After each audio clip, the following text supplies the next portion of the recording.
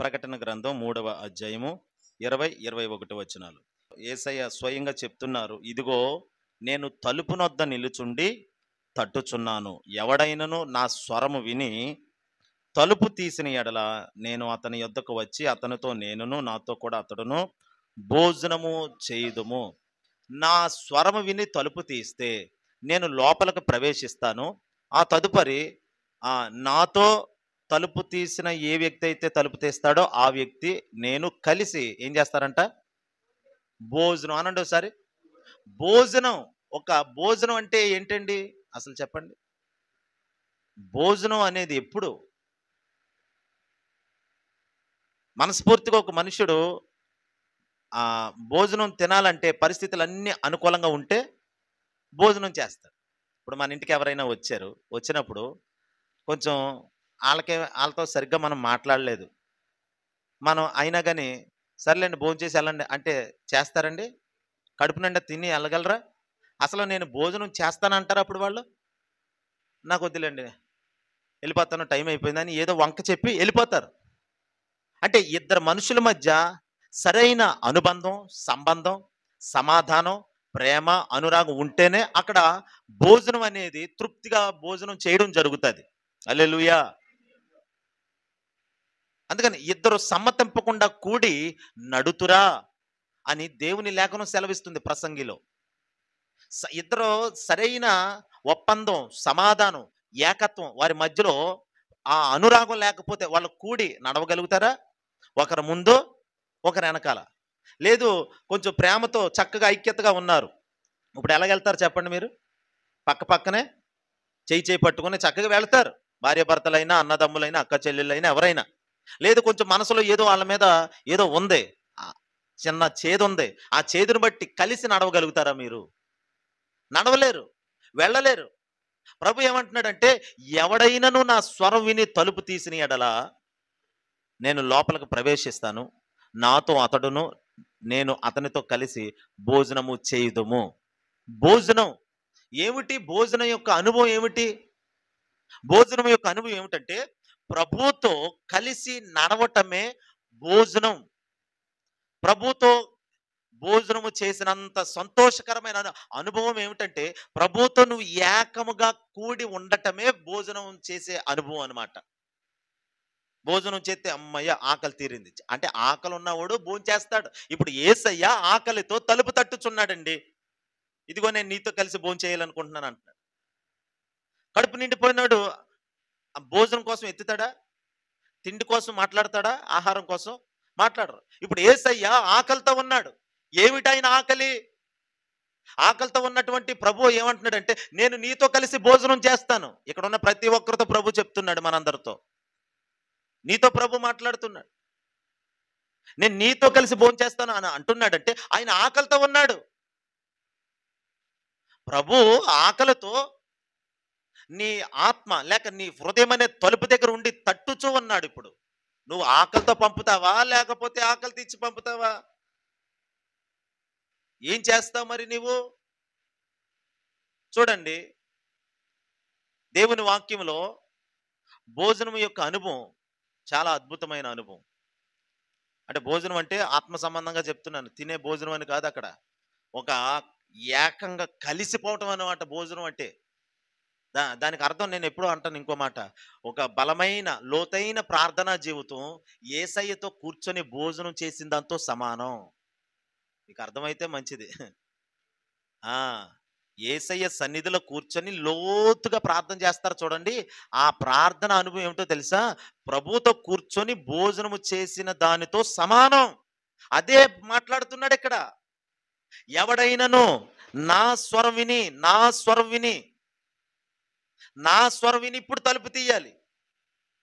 తలుపు తీయడం అనేది ఆయన చిత్తం చేయటం అన్నమాట.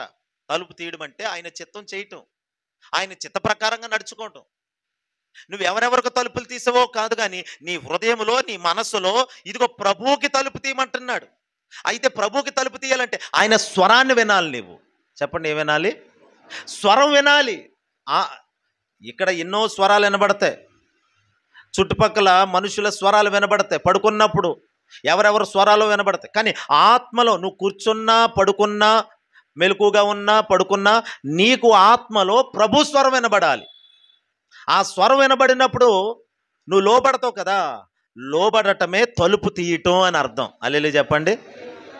నువ్వు లోబడటమే తలుపు తీయటం.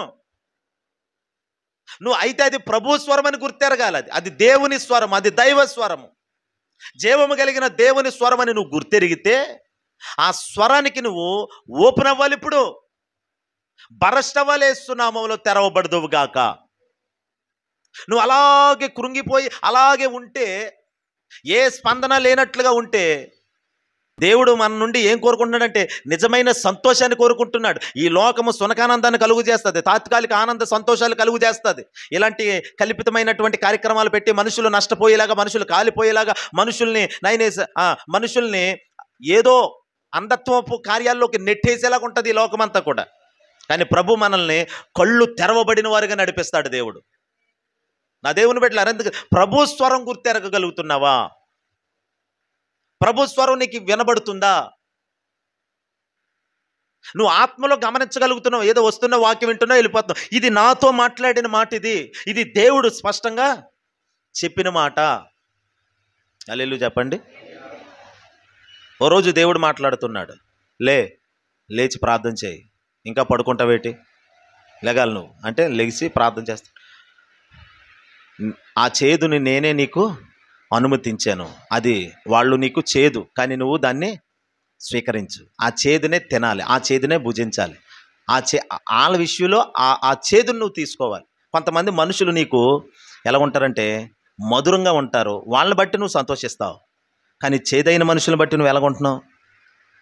చేదుని స్వీకరించగలుగుతున్నావా? చేదుని తీసుకుంటున్నావా? అంటే ఆ మనుషుడంటే నాకు ఇష్టం లేదు కాబట్టి వాళ్ళతో సరిగ్గా ముచ్చట్లుండవు, మాటలుండవు, వాళ్ళతో సరిగ్గా వ్యవహారం ఉండదు. వాళ్ళు ఏదో కీడు చేసిన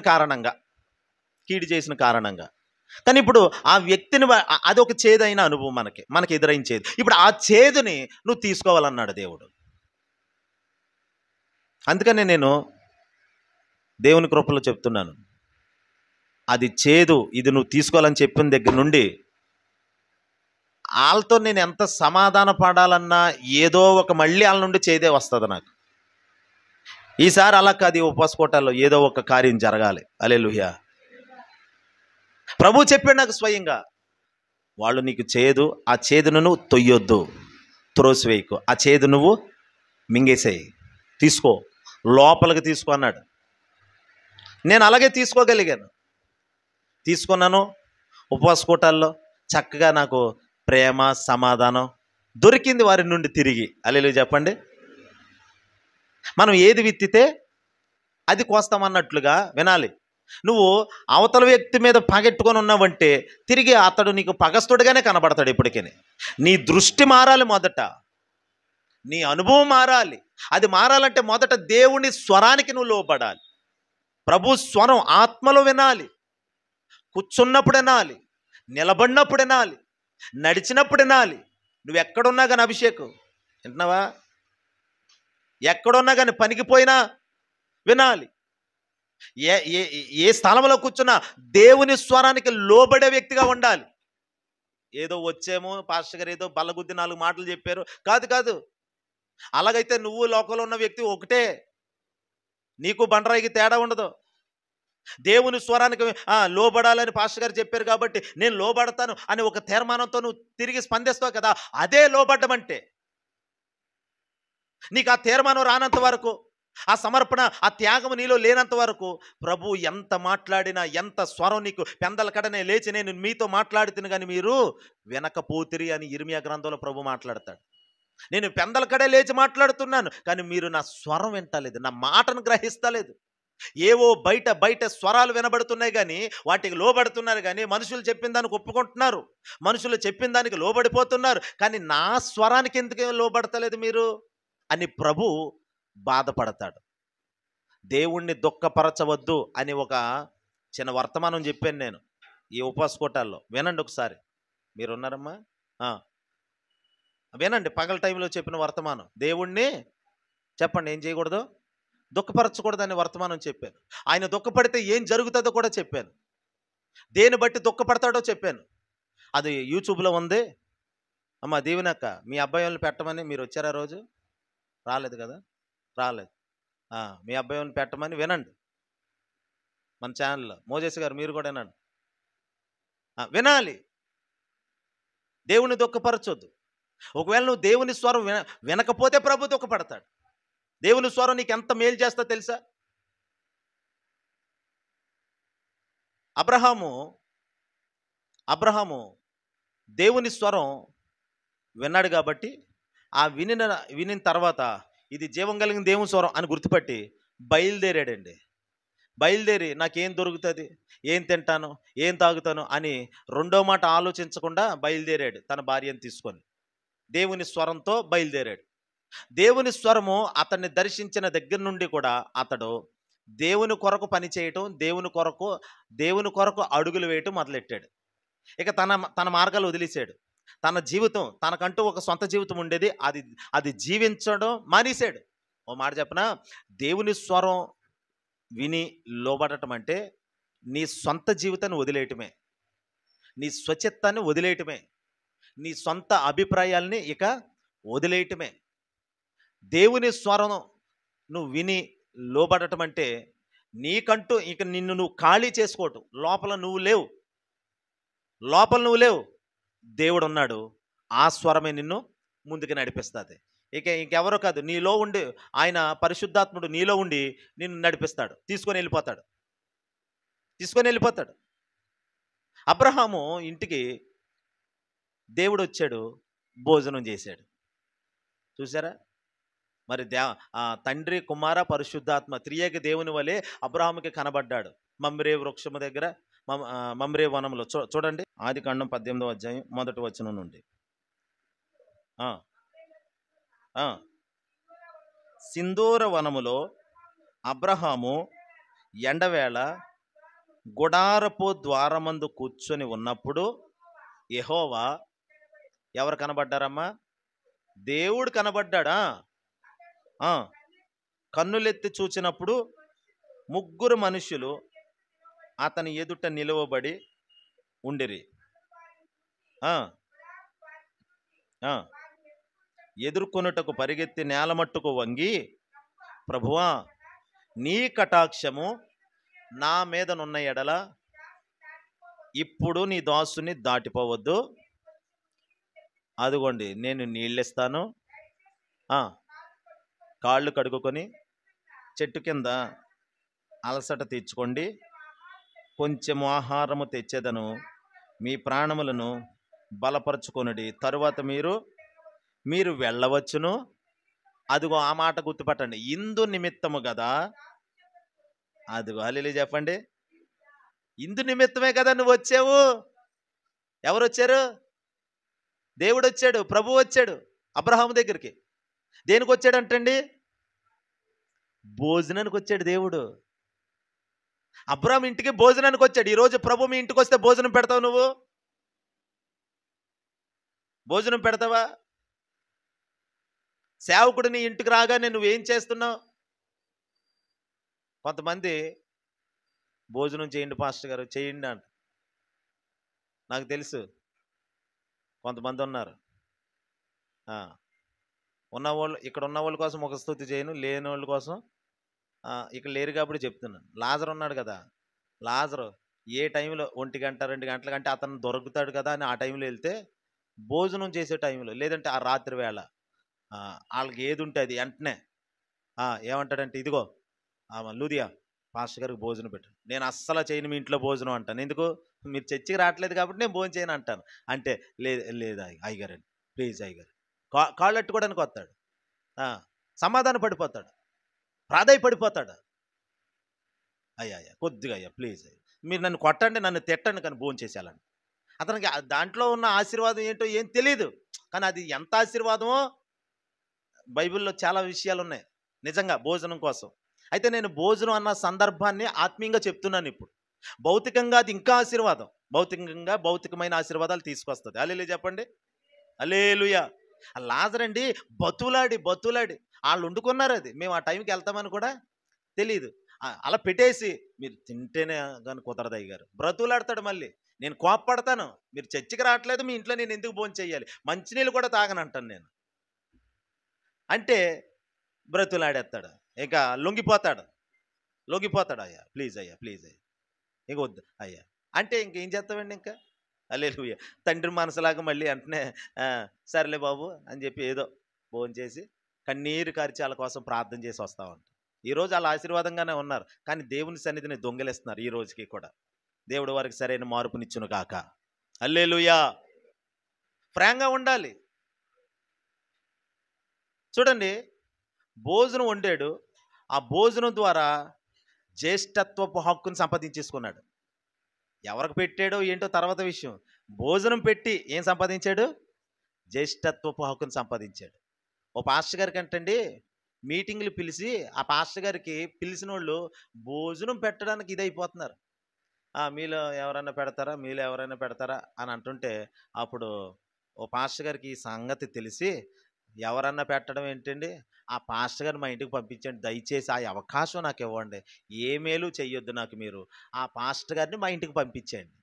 ఎందుకంటే ఆయన 2-3 రోజులు ఉంటారు కదా, ఆ 3 రోజులు టిఫిన్ మొదలుకొని ఆయన వెళ్ళిపోయే వరకు భోజనాలు, టిఫిన్లు అన్నీ నేనే చూసుకుంటాను, కాఫీ టీలు అన్నీ నేనే చూసుకుంటాను. ఎందుకంటే దాని విలువ నాకు బాగా తెలుసు. దానిని పెట్టి నేను ఆశీర్వదించబడ్డాను చాలాసార్లు. హల్లెలూయా. సేవకుడికి భోజనం పెట్టి నేను ఆశీర్వదించబడ్డాను అని ఆయన చెప్పి మొత్తం మీద ఆ ఆశీర్వాదాన్ని సంపాదించుకోగలిగాడు. దేవునికి స్తోత్రం కలుగును గాక. అందుకనే నేను కూడా పాలకులు ఎవరైనా సేవకులు వస్తున్నారంటే, మీరు వస్తే ఖచ్చితంగా నా దగ్గర భోంచేసి వెళ్ళాలి, భోంచేసి వెళ్ళాలి, మీరు ఖాళీగా వెళ్ళొద్దు. ఎవరైనా మనోళ్ళు ఎవరైనా వచ్చినా, విశ్వాసులైనా ఎవరైనా కొంచెం భోంచేయండి, కొంచెం, ఎక్కువ కాదు. సాధారణంగా ఒక విశ్వాసకు భోజనం పెడితేనే ఆశీర్వాదం వస్తే, సేవకుడికి పెడితే ఇంకెంత ఆశీర్వాదం వస్తుంది. హల్లెలూయా చెప్పండి. చూడండి దేవుని బిడ్డలారా. అందుకని నేను అనేది ఏంటంటే, ఈ విషయంలో కూడా మనం కొంచెం తెలివి కలిగి ఉందుముగాక. అయితే ఇక్కడ చూడండి, అబ్రహాము ప్రభుతో మాట్లాడుతున్నాడు, ప్రభువా నువ్వు నన్ను దాటి వెళ్ళొద్దు దయచేసి, ఇందుకోసమే కదా నువ్వు వచ్చావు. అంటే ఎందుకోసం వచ్చాడు? భోజనం కోసం వచ్చాడు. అంటే భోజనం అంటే ఇందాక ఏం చెప్పాను నేను, ఆయనతో కూర్చొని ఆయనతో చక్కగా ప్రార్థనలో ఆయనకి ఇష్టమైన ప్రార్థన చేయడం అనమాట భోజనం చేయడం అంటే. హల్లెలూయా. అయితే అబ్రహాం ఏమంటున్నాడు, ముందు భోజనం కోసం ఎత్తింది ఎవరు? ఇక్కడ ఎవరెత్తారండి? దేవుడా అబ్రహమా? అబ్రహాం ఎత్తాడు. అయ్యా ఈ చెట్టు కింద కూర్చోండి, కొంచెం అలసట తీర్చుకోండి, ఈ ఎండవేళ్ళు వచ్చారు, కాస్త అంటే మిట్ట మధ్యాహ్నం అనుకుందాం పోనీ. కొంతమంది నేను వెళ్తాను కదా, మంచినీళ్ళు కూడా ఎవరు, మంచినీళ్ళు ఎవరు కొన్ని గృహాల్లో, మంచినీళ్ళు కూడా ఎవరు.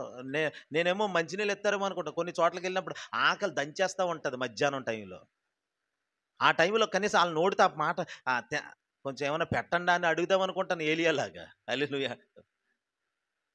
ఇక్కడ అబ్రహామే అడుగుతున్నాడు, ప్రభు మా ఇంటికి వచ్చాడు కాబట్టి, అయ్యా మీరు మంచినీళ్ళతో కాదు భోజనం చేసి వెళ్ళాలి, మీరు ఇందుకోసమే కదా మీరు నా దగ్గరికి వచ్చారు, అంటే నాతో కలిసి భోజనం చేయాలనే కదా వచ్చారు, అంటే నా ఎదురుట మీరు భోజనం చేస్తే నాకు ఎంత సంతోషం, భోజనం చేయండి అని అడుగుతుంటే, అప్పుడు వాళ్ళు ఏమన్నారు ఆ మాట చదవండి.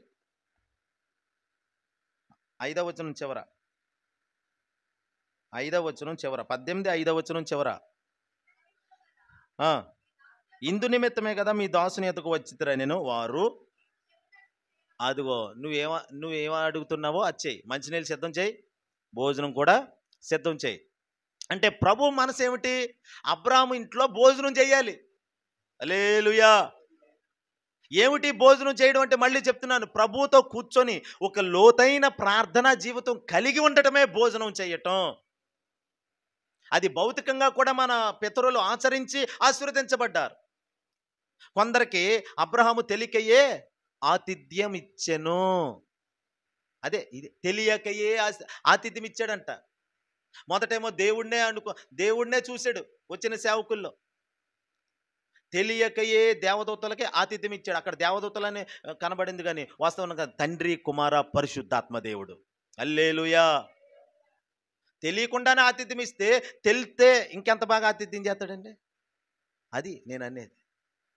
నా దేవుని బిడ్డలారా, ఇక్కడ గమనించండి, ఇక్కడ అబ్రహాముతో కూర్చొని భోజనం చేయడానికి ప్రభు ఎందుకు అంగీకరించాడు? ప్రభు సూటిగా అబ్రాహాముతో మాట్లాడాలి, నేను ఇంకా ఇక మీదట ప్రతీదీ చెప్పాలి అబ్రాహాముతో. అదే స్నేహపూర్వకమైన భావం అనమాట అబ్రాహాముకి దేవునికి. అంత స్నేహం ఎప్పుడు కుదిరింది? కలిసి కూర్చొని భోంచేసినప్పుడే ఆ అనుభవం ఏర్పడింది. కూర్చొని భోంచేసిన తర్వాత దేవుడి కంటే అబ్రాహాము ఏమయ్యాడంటే స్నేహితుడైపోయాడంటే. హల్లెలూయా. అబ్రాహాము దేవునికి స్నేహితుడు. నా స్నేహితుడైన అబ్రాహాము సంతానమా అని దేవుడు మాట్లాడతాడు. దేవుడే మాట్లాడతాడు యెషయా గ్రంథంలో. నాకు స్నేహితుడు ఉన్నాడు, ఆ స్నేహితుడి సంతానమైన మీతో నేను మాట్లాడుతున్నానని అబ్రాహాము పిల్లల దగ్గరకు వచ్చి దేవుడు మాట్లాడతాడు. ఎప్పుడు కుదిరింది ఈ స్నేహభావం అంటే, నేను వచ్చినప్పుడు నన్ను ఒట్టిగా పంపించలేదు, నాకు భోజనం పెట్టి నా కడుపు నింపి నా ఆకలిని ఎరిగాడు నా అబ్రాహాము. హల్లెలూయా చెప్పండి. నీవు ఇప్పుడు ఒక అబ్రాహాములాగా మారాలి. ప్రభు ఆకలిని ఎరగాలి. ఏమిటా ఆయన ఆకలి అంటే, నీతో చాలా విషయాలు మాట్లాడాలనుకుంటున్నాడమ్మా. ఆయన హృదయంలో చాలా సంగతులు ఉన్నాయి. తన చిత్తం ఎంతో ఉంది. ఏదో ఉపవాస కూటాల్లో ప్రభు మాట్లాడాడు అనుకుంటున్నారేమో, వ్యక్తిగతంగా మీతో మాట్లాడాలనుకుంటున్నాడు. ఇక్కడున్న పురుషులైన స్త్రీలైన మీ అందరితో వ్యక్తిగతంగా ప్రభు మాట్లాడాలనుకుంటున్నాడు. పిల్లలతో కూడా మాట్లాడాలనుకుంటున్నాడు దేవుడు. ఎన్నో సంగతులు చెప్పాలనుకుంటున్నాడు. తన హృదయంలో ఉన్న భారం అంతా నీతో పంచుకోవాలనేదే దేవునికి నిజమైన భోజనం పెట్టడం లాంటిది. ఆయన భోజనం చేసిన దాంతో సమానం. ఇప్పుడు నువ్వేం ఆలకిస్తున్నావు? ఉపవాస కూటాల వాక్యం ఎన్నో, ఆదివారం వచ్చే వాక్యం ఎన్నో కాదు. నీతో ప్రత్యేకంగా నువ్వు గదిలో ఉన్నప్పుడు, నువ్వు నడుస్తున్నప్పుడు ప్రతిసారి నువ్వు దేవుని స్వరం ఎప్పుడు ఆయన మాట్లాడతాడని రెడీగా చూడండి. గేట్ కీపర్ ఉంటాడు కదా, వాచ్మెన్, ఓనర్ గారు, తమ యజమాని కారు ఎప్పుడు బయటకు వస్తుందో తెలియదు. అతడు కనిపెట్టుకొని ఉండాలంటే ఆ గేట్ దగ్గర ఉండి చూస్తూ ఉండాలి, కారు ఎప్పుడు వస్తుందో చూసుకోవాలి.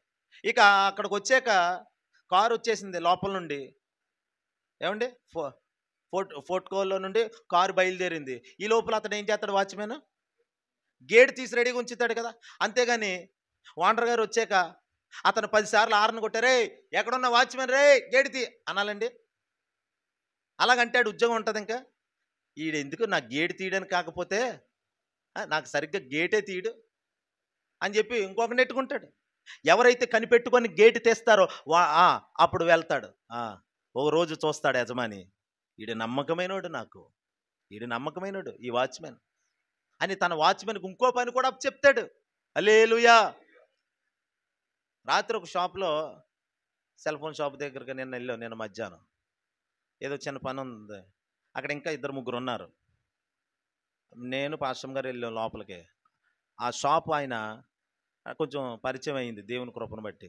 ఆయన అదన్నా బండి, ఇప్పుడు నాకున్న బ్యాటరీ బండి అది. ఆ బ్యాటరీ బండి వెనకాల ఒకటి ఇరిగిపోయింది, ఆయన ద్వారానే తీసుకున్నాను.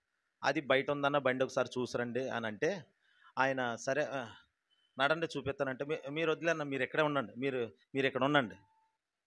అక్కడ ఉన్న వాళ్ళు ఉన్నారు, వాళ్ళని చూడమని చెప్తే లేదు షాపు. అంటే నమ్మకం, మన మీద ఆయనకున్న వచ్చిన నమ్మకం. హల్లెలూయా. నమ్మకస్తుడికే దీవెనలు మెండుగా కలుగుతాయి. ఏంటి నమ్మకత్వం? నీ నమ్మకత్వం ఏమిటి? ఆయన ఎప్పుడు మాట్లాడతాడా, ఎలా మాట్లాడతాడా అని కనిపెట్టుకొని ఉంటారు. చూడండి, నువ్వు పని చేస్తున్నావు, దేవుడు మాట్లాడితే బాను, ఆయన స్వరం వినబడితే బాను నాలో అని ఒక ఆశ ఉంటుంది చూడండి. అదనమాట, అదే నమ్మకత్వం. నీ నుండి కావాల్సిన నమ్మకత్వం అదే దేవునికి. ఆయన స్వరం మీద ఆధారపడటం, ఆయన స్వరం కొరకు నీ చెవులు తెరుచుకొని ఉండటం. హల్లెలూయా. పాస్టర్ గారు చెప్పిన మాటలు బాగా విన్నామండి. పాస్టర్ గారు చెప్పిన మాటల్లోనే దైవ స్వరం వినాలి. ఇప్పుడు నేను చెప్తున్నటువంటి ఈ వర్తమానంలో దేవుని స్వరం, ఏ మాట అయితే నీ గుండెలకు తాగుతుందో ఆ మాట నువ్వు పట్టుకుంటావు కదా, అది దేవుని స్వరం. అన్ని మాటలు నీకు కాకపోవచ్చు, కొన్ని మాటలు నీకు, కొన్ని మాటలు ఇంకొకరు. అయితే ఎవరి మాట వారు తీసుకొని అందులో దైవ స్వరాన్ని గుర్తుపట్టాలి. అబ్రహాము ఇంటికి దేవుడు ఎందుకు భోజనానికి వచ్చాడో తెలుసా? ఎందుకు వచ్చాడో తెలుసండి?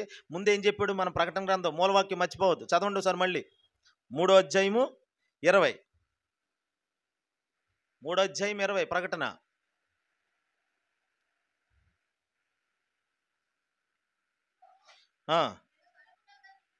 ఇదిగో నేను తలుపు నొద్ద నిలుచుండి తట్టుచున్నాను, ఎవడైనను నా స్వరము విని తలుపు తీసిన ఎడల. హల్లెలూయా చెప్పండి.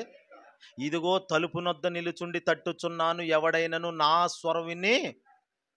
అంటే ఇప్పుడు స్వరం విని తలుపు తీస్తే లోపలికి వచ్చి భోంచేస్తానని చెప్పాడు కదా. ఇప్పుడు అబ్రాహాం ఇంటికి భోజనం వచ్చి భోంచేస్తున్నాడంటే ప్రభు, దాని అర్థం ఏమిటి? అబ్రాహాం ఏం చేశాడు? స్వరం విన్నాడు, తలుపు తీసాడు. అర్థమైందండి మీకు? ఎవరైతే స్వరం విని తలుపు తీస్తారో వాళ్ళ లోపలికి వచ్చి నేను భోంచేస్తానని చెప్పాడు కాబట్టి, ఇప్పుడు అబ్రాహాం ఇంటికి దేవుడు వచ్చి భోంచేస్తున్నాడండి. దాని అర్థం ఏమిటి? స్వరం విని తలుపు తీశాడు కాబట్టి అబ్రాహాం. ఎక్కడ విన్నాడు? 12వ అధ్యాయంలో చదవండి. 12వ అధ్యాయం 1వ వచనం. ఆదికాండం 12వ అధ్యాయం 1వ వచనం. యెహోవా చెప్తున్నాడు, నీవు లేచి ఆ ఆ ఆ ఆ నేను నీకు చూపించే దేశమునకు వెళ్ళుము, నిన్ను గొప్ప జనముగా చేసి నిన్ను ఆశీర్వదించి నీ నామమును గొప్ప చేయుదును. నీవు ఆశీర్వాదంగా ఉంటావు. నిన్ను ఆశీర్వదించే వారిని ఆశీర్వదించేదను, నిన్ను దూషించిన వారిని శపించేదను.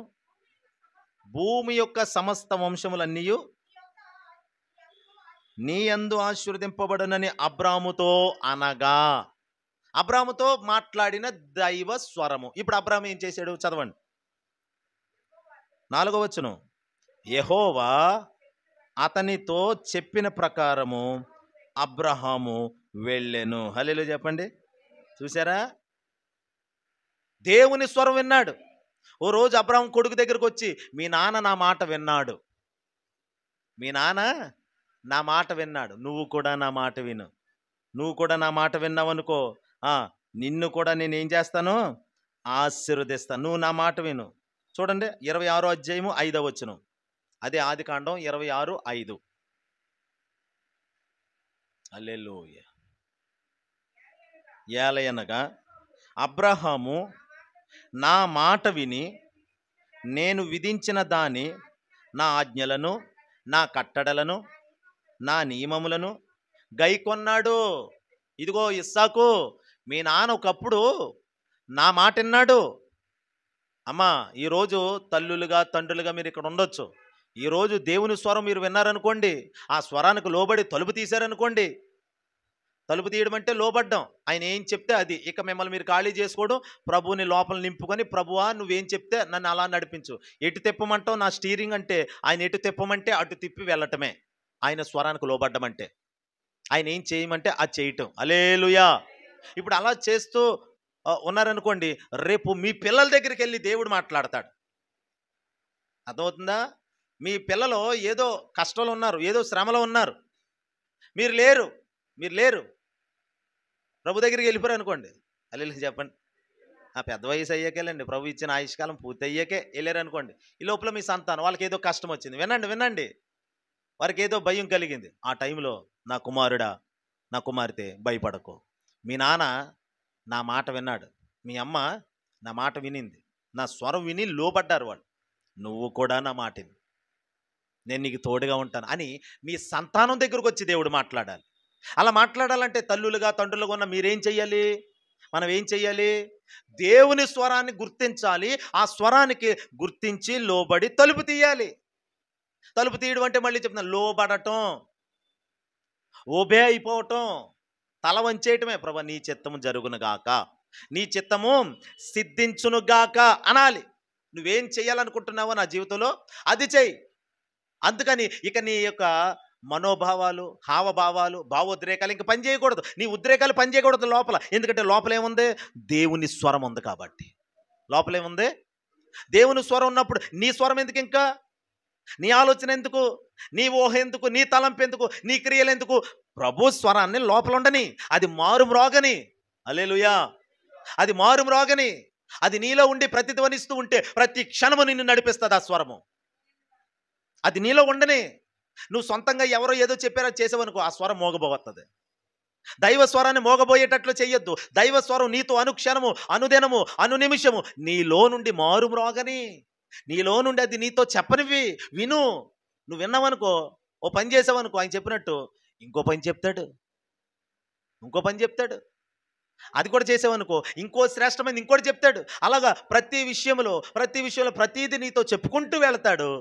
నువ్వు అప్పుడు క్రమము తప్పవు, నువ్వు అటు ఇటు తొలగవు. ఎలాంటి తుఫాను వచ్చినా, ఎలాంటి ఒడిదుడుకు ఏమండి పరిస్థితులు ఎదురైనా నువ్వే మాత్రం భక్తి జీవితంలో పడిపోవు. చివరి వరకు నిలబడతావు. ప్రభు పిలవగానే ఎత్తబడతావు. ప్రభు రాకడ ఆలస్యమైంది, నీకు మంచి వృద్ధాప్యం వస్తుంది. హల్లెలూయా. మధ్యలో నువ్వేం అకారత్వం అయిపోవు, మధ్యలో నువ్వేం చనిపోవు, ఏదో పరిస్థితి వచ్చి నువ్వేం చనిపోవు. అబ్రహాం అంటే అండి మీకు తెలుసా అబ్రహాము ఎలా చనిపోయాడో? ఆ మాట కూడా చూద్దాం. చూడండి 25 ఆదికాండం 25వ అధ్యాయము. ఆదికాండం 25వ అధ్యాయము 8వ వచనం. నిండు వృద్ధాప్యమునకు వచ్చిన వాడే అమ్మా మంచి ముసలితనమున ప్రాణము విడిచి మృతి పొంది ఆశీర్వాదం పొంది వెళ్ళాడు. హల్లెలూయా. చూసారా, మృతి పొందడం అంటే అది ఒక ఆశీర్వాదం, అదొక మలుపు, టర్నింగ్ తిరిగాడు. మరణం అంటే ఒక టర్నింగ్ లాంటిది, మర్చిపోవద్దు. ఇప్పుడు అబ్రహాము ఎలా చనిపోయాడండి? చెప్పండి, అబ్రహాము ఎలా చనిపోయాడు? చెప్పండి, ఆ మాట చెప్పండి. ఎలా చనిపోయాడు? గట్టి మాట్లాడండి అందరూ. మంచి వృద్ధాప్యం, మంచి ముసలితనం. అంటే దాని అర్థం ఏంటి? అబ్రహాం గారు వింటున్నారా? అబ్రహాం కోసం చెప్తున్నాను. అబ్రహాం ఎలాంటి ముసలితనం అంటే మంచి నిండు వృద్ధాప్యం అంట, మంచి ముసలితనం అంట. వాక్యులు ఎంత చక్కగా పరిశుద్ధాత్మ రాయించాడు. అంటే వ్యాధితో, అబ్రహాము వ్యాధితో మూలుగుతూ చనిపోయాడు. మంచం ఎక్కి అందరిని హింసించి, భార్యని హింసించి, ఎక్కడున్నా శారమ్మ ఎక్కడున్నా అంతకుముందే నిద్రించిందిలేండి. కెతూరా ఎక్కడున్నావు? ఇలాగ ఏమీ లేదు, కేకలేవు, అరుపులేవు, బొబ్బలు లేవు, మంచినీళ్ళు మంచినీళ్ళు అని ఏమండి గుండె బాదుకోలేదు, అనారోగ్యంతో మంచం పట్టేలేదు. మంచి వృద్ధాప్యం వచ్చిందంట అబ్రహాముకి. ఎందుకు? దేవుడి మాట విన్నాడు కాబట్టి. దేవుడి మాట వినేవాడికి ఏముంటుంది ఇప్పుడు చెప్పండి? మంచి ఆరోగ్యం కూడా ఉంటుంది. హల్లెలూయా. చేతులెత్తి చెప్పరే హల్లెలూయా. దేవుడి మాట నువ్వు వింటేనే నీకు మంచి ఆరోగ్యం. ఇంకోటి చెప్పనా, ఈ బైబిల్ ఫాలో అయినటువంటి పెద్ద పెద్ద మేధావులు ఈరోజు నేను ఇంత ఆశీర్వాదంగా ఉన్నానంటే, నా కుటుంబం బాగుందంటే, నేను ఈ స్థితికి వచ్చానంటే కారణం ఇది అని చెప్తారు. నేను రోజు చదువుతాను, ఇది ఏం చెప్తా చేస్తానంటారు. ఇదంతా దేవుని స్వరమే చెప్పాలంటే. ఈ వాక్యం అంతా దేవుని స్వరంతో నింపబడింది. ఇప్పుడు దీన్ని నీ హృదయంలోకి తీసుకోవాలి. నీ హృదయంలో మారు మ్రోగుతూ ఉండాలి. నువ్వు వినలేదనుకో అది మోగబోతుంది. యెషయా గ్రంథం 1వ అధ్యాయం చూడండి 19వ వచనం. యెషయా గ్రంథం 568 పేజీ నెంబరు. మీరు సమ్మతించి నా మాట విని ఎడల మీరు భూమి యొక్క మంచి పదార్థములను అనుభవింతురు. సమ్మతించకపోతే ఖడ్గం వచ్చి పడిపోద్ది. చాలేమ్మ. హల్లెలూయా. సమ్మతించడం అంటే ఏకమవటం. ఇందా చెప్పాను కదండి, ఏకమవటం, కలుసుకోవటం, లోబడటం, ఏకీభవించడం. ఇప్పుడు మీరు సమ్మతించిన మాట విని ఎడల, నా మాట, నా స్వరం వింటే మీరు ఏమవుతారో తెలుసా? మీకు ఏం తింటారంట? భూమి యొక్క మంచి పదార్థములను. ఇప్పుడు మంచి వృద్ధాప్యం కావాలంటే, అంటే మంచి ఆరోగ్యం కావాలంటే మంచి ఆహారమే కదా తినాలి. చెప్పండి. మంచి ఆహారం తినలేనోడు అనారోగ్యాలు పాలవుతున్నాడు కదా ఈ రోజుల్లో. మంచి ఆహారం కొనాలంటే ఎంత ఖరీదు ఉంటుంది చెప్పండి. ధనవంతుడు అతనికి వచ్చే జబ్బులు అతనికి వస్తున్నాయి, కానీ దేవుళ్ళో ధనవంతులైన వాళ్ళు, దేవుళ్ళో ధనవంతులుగా ఉన్నవాళ్ళు, వాళ్ళు శ్రేష్టమైన ఆహారం భుజిస్తారు. దేవుని పిల్లలు చాలామంది ఉన్నారు, శ్రేష్టమైన వారి భోజన బల్ల మీద ఉంటున్నాయి. ఫ్రిడ్జ్లో పెట్టుకొని కాకుండా అప్పటికప్పుడు తెచ్చిని తింటారు. ఇప్పుడు ఏదన్నా మనం చికెన్ తినాలనుకుంటే ఏ పారం కూడా బాయిలర్ కూడా తినేస్తాం. అదే ఆశీర్వాదకరంగా ఉన్నటువంటి వ్యక్తులు ఏం చేస్తారు? నాటుకోడి కొనుక్కొని తింటారు. వారానికి ఒకటో వారంలో 2-3 కోళ్ళు తినేస్తారు. ఎందుకంటే దాని ధర 2000 ఉన్నా కొనుక్కోగలుగుతున్నారు. చేతి నిండా పైసలు ఉండగలుగుతున్నాయి. ఏది కావాలంటే అది కొనుక్కొని తినగలుగుతున్నారు. అది నాసిరకంది, నాణ్యత లేనిది కాదు, ఆరోగ్యకరమైన పదార్థాలు తింటున్నారు. అది తింటున్నారు కాబట్టి మంచి ఆరోగ్యం కూడా వస్తుంది. నేను అనేది ఏంటో తెలుసా? దేవుని స్వరానికి నువ్వు లోబడితే, దేవుని మాట నువ్వు వినగలిగితే దేవుడు నిన్ను సమృద్ధిగా ఆశీర్వదిస్తాడు. పిసినారిగా కొనుక్కొని నాణ్యత లేని నాసిరకం పదార్థాలు కొనుక్కొని తిన్నవాడు నిన్ను, ఇదిగో ఇది కొనుక్కో అని చెప్తాడు. అదే కొనుక్కొని తింటావు. ప్రభు చెప్తాడు, ఇదిగో ఈ డ్రింక్ తాక్కో, మానేతావు. ప్రభు మాట వినమంటే ప్రభు అది కూడా చెప్తాడు నీకు. హల్లెలూయా చెప్పండి. ఇదిగో నువ్వు ఈ ఫాస్ట్ ఫుడ్ తినకు, ఈ బర్గర్ తినకు, ఈ కేకులు తినకు, ఈ మైదా పిండి తినకు. నీ ఆరోగ్యం కూడా చూస్తాడు ప్రభు. నా మాట వింటే భూమి యొక్క మంచి పదార్థములు మంచి తింటావు, ఆరోగ్యంగా ఉంటావు. అబ్రహాము దేవుని మాట విన్నాడు కాబట్టి అన్ని విషయములలో అబ్రహాము దేవుని మాట విన్నాడు కాబట్టి అన్ని విషయములలో అతడు ఆశీర్వదించబడ్డాడు. అలాగే అంత మాత్రమే కాదు, పండు పండు ముసలోడు అయిపోయే వరకు ఎలా ఉన్నాడంట? మంచి ముసలితనం వచ్చింది. నిజంగా ఇక్కడ ఉన్న మనం మంచి ముసలితనం నాకు కావాలి అన్న వాళ్ళ చేతులు తల్లి చెప్పండి. ఆయన కావాలంటే ఆయన ముసలాయన అయిపోయినా కానీ. ఓకే, ఇప్పుడు చెప్పండి, మళ్ళీ చెప్పండి. మంచి ముసలితనం, నిండు వృద్ధాప్యం, ఆరోగ్యకరమైన ముసలితనం నాకు కావాలన్న వాళ్ళు మాత్రం చేతులు తల్లి చెప్పండి. నేనైతే నాకు కావాలి. హల్లెలూయా. నేను ఎత్తుతున్నారు అంటే ఏమంటారో అనుకున్నారా? లేదంటే అప్పుడే వద్దు పాస్టర్ గారు, అప్పుడే ముసలిదాన్ని అయిపోవడం ఏంటండి? అదేనండి నేను అనేది ఏంటంటే, వయసు పైబడ్డాక ఇప్పుడేం వచ్చేదిలే. 2 ఎంటికలు తెల్లబడిపోతేనే దాన్ని ఏం చేస్తున్నాం మనం? ఇది పెయింట్ డబ్బా. హల్లెలూయా. దాన్ని కనబడనెత్తలేదు, ఆ తెలుపుని కనబడనెత్తలేదు. దేవుడిచ్చిన తెలుపుని పైన ఏదో ఎట్టి మేకప్ చేసి ఆ తెలుపుని కప్పేసి ఇంకోటి ఏదో చేస్తున్నాం, మేకప్ చేస్తున్నాం. ప్రభు చూసి నవ్వుకుంటారా? అరే నువ్వు ఎంత చేసినా కానీ ఒరిజినల్, నీ ఒరిజినలే కనబడుతుందరా నాకు. ఇప్పుడు నా తల అంతా తెల్లగా అయిపోయింది, నేను రంగు వేసాను అనుకోండి, దేవుడు ఎలా చూస్తాడు నన్ను? రంగు వేసిన విక్టర్పాలుగా చూడ్డు. మరి ఎలా చూస్తాడు? తెల్ల ఎంటుకలతో నేను ఎలా కనబడతాను అలాగే చూడగలుగుతాడు ఆయన. హల్లెలూయా. కానీ మనుషులకి ఎలా కనబడతాం? నల్ల ఇగ్గులాగా ఉంటుంది తల. దేవుని కృపలో అలాంటి దరిద్రం మనకేమీ లేదు. హల్లెలూయా. గమనించండి దేవుని బిడ్డలారా, దేవుడికి ప్రతిదీ తెలుసు. అందుకని ఆయన స్వరానికి నువ్వు లోబడాలి.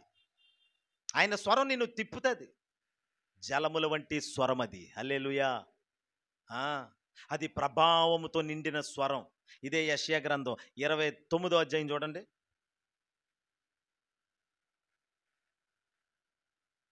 29 30 చూడండి. 30 చాప్టర్ 30 verse. యెహోవా తన ప్రభావము గల స్వరమును వినిపించును. హల్లెలూయా. చూసారా ఆయన స్వరం ఎలాంటిదంట? చెప్పాలి. ప్రభావం అంటే శక్తి కలిగింది. అలాంటి శక్తి కలిగిన స్వరం నీ హృదయం దగ్గరకు వచ్చి తలుపు తడుతున్నప్పుడు, నీతో మాట్లాడుతున్నా నువ్వు తలుపు తీయకపోతే ఎలాగా? నీకు అర్థమవుతుంది. దేవుని వాక్యం నీతో ఎలా మాట్లాడటం నువ్వు వింటున్నావు, కానీ నువ్వు లోబడతలేదు, దానికి చెవెత్తలేదు, లొంగుతలేదు, ఒగ్గుతలేదు. అదే తలుపు తీయకపోవడం అంటే. నువ్వు మాట వినకపోవడం అంటే అదే. ఇప్పుడు ఆ స్వరానికి నువ్వు తలుపు తీయకపోతే, ఆయన మాటకు నువ్వు తలుపు తీయకపోతే, ఇదిగో భోజనం చేసే అనుభవం కోల్పోతావు. ప్రభు నీకు ఇవ్వాలనుకున్నాయి కోల్పోతావు. ఓ మాట చెప్పనా, మనం భోజనం పెడితే మన దగ్గర ఆహారం అయిపోతుందేమో, కానీ దేవునికి భోజనం పెడితే మనం ఇంకా ఆశీర్వదించబడతాం. అంటే దేవునికి భోజనం పెట్టడం అంటే ఏంటి? నువ్వు దేవుని సన్నిధిలో ఉండటం. ఆయన సన్నిధి ఒక భోజనము వంటిది, ఒక విందుశాల. ఆయనతో ప్రార్థనలో కూర్చోవడం అంటే ఒక విందు, ఒక భోజనంతో సమానం. నేను అదే చెప్తున్నాను. ప్రభుతో మాట్లాడటం అనేది, ప్రార్థన చేయడం అనేది భోజనముగా ఎంచుకో. పేతురు ఏం చేశాడండి? భోజనం చేసే సమయంలో భోజనం పక్కన పెట్టేసి వెళ్ళి మిద్ది మీదకి ఎక్కి ప్రార్థన చేస్తున్నాడు. భోజనం గొప్పదా, ప్రార్థన గొప్పదా అంటే ప్రార్థనే గొప్పదే. మిద్ది మీదకి ఎక్కి ప్రార్థన చేస్తుంటే అదిగో ఆ ప్రార్థనకు సంబంధించి, అతని సేవా దర్శనం సంబంధించి, సేవకు సంబంధించి, అతని లైఫ్కి సంబంధించినటువంటి కొన్ని విషయాలు దర్శనంలో చూపించేశాడు దేవుడు. మనం కూడా మాట్లాడాం కదా, దర్శనంలో చూపించి స్వరంతో మాట్లాడాడు దేవుడు. చూసారా? పేతురు భోజనానికి ముందు ఆకలేసేస్తుందంట. ఆకలేస్తుంది, ఇంకా రెడీ అవుతుంది. ఈ లోపల వెళ్ళి ఏం చేస్తున్నాడు? ఒక కూనికి వేయలేదు, వెళ్ళి ప్రార్థనలో కూర్చున్నాడు.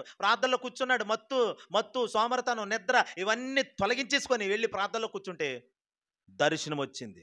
ఒక దుప్పటే, అందులో చతుష్పాద జంతువులు. అవన్నీ చూసాడు. ఏంటి ఇవన్నీ ఆలోచించుకుంటుంటే ఇప్పుడు స్వరం మాట్లాడుతుంది. పేతురు, ఇదిగో వచ్చిన వాళ్ళతో నువ్వు కలిసి వెళ్ళు, ఈ దర్శనాన్ని నెరవేర్చబోతున్నానని ప్రభు చెప్పాడు. హల్లెలూయా. నా దేవుని బిడ్డలారా, నేను చెప్పేది ఏంటంటే, నీవు దేవుని సన్నిధిలో కూర్చొని ప్రార్థన చేయడం అనేది ఒక భోజనముతో సమానం. నువ్వు దేవునికి భోజనం పెట్టడం అంటే ఏంటి? నువ్వు దేవుని సన్నిధిలో కూర్చొని ప్రార్థన చేయడం. ఆయన్ని ఆకలితో పెడతావా? భోజనం పెడతావా చెప్పు ఇప్పుడు? భోజనం పెడతామనో లల్లీలు చెప్పండి. చేతులు ఎత్తి చెప్పచ్చు కదా. ఇప్పుడు ప్రభు అడుగుతున్నాడు, నేను ఆకలితో ఉన్నాను. ఎన్నో అంశాలు ఉన్నాయి ప్రార్థన చేయాల్సినవి. నువ్వు చేయాల్సిన ప్రార్థనలు ఎన్నో ఉన్నాయి. అవి చేయించాలని, ఆ అంశాలు నీతో చెప్పాలని, ఆ ప్రేరేపణ నీకు కలిగించాలని, పరిశుద్ధాత్మ స్వరం, ఆ దేవుని స్వరం నీతో ఇంకా మాట్లాడాలని, నీతో ప్రార్థన చేయించాలని. అదే భోజనం దేవునికి. నువ్వు అనేక అంశాల కొరకు ప్రార్థన చేస్తుంటే అది దేవునికి పెట్టే భోజనంతో సమానం. హల్లెలూయా. మరి భోజనం పెట్టాలి కదండి. ప్రభు ఆకలితో ఉన్నాడు. ఆయన ఆకలి ఏంటి? నశించిపోతున్న ఆత్మల రక్షణ పొందాలి. అదే ఆయన ఆకలి. వెళ్ళి నువ్వు ఒక మాట చెప్పాలి. ఇక మీదట ఒక తీర్మానం తీసుకుందాం. ఈ డబ్బులు ఎలాగా కాల్చకూడదు, డబ్బులు కాలుతున్నట్టు.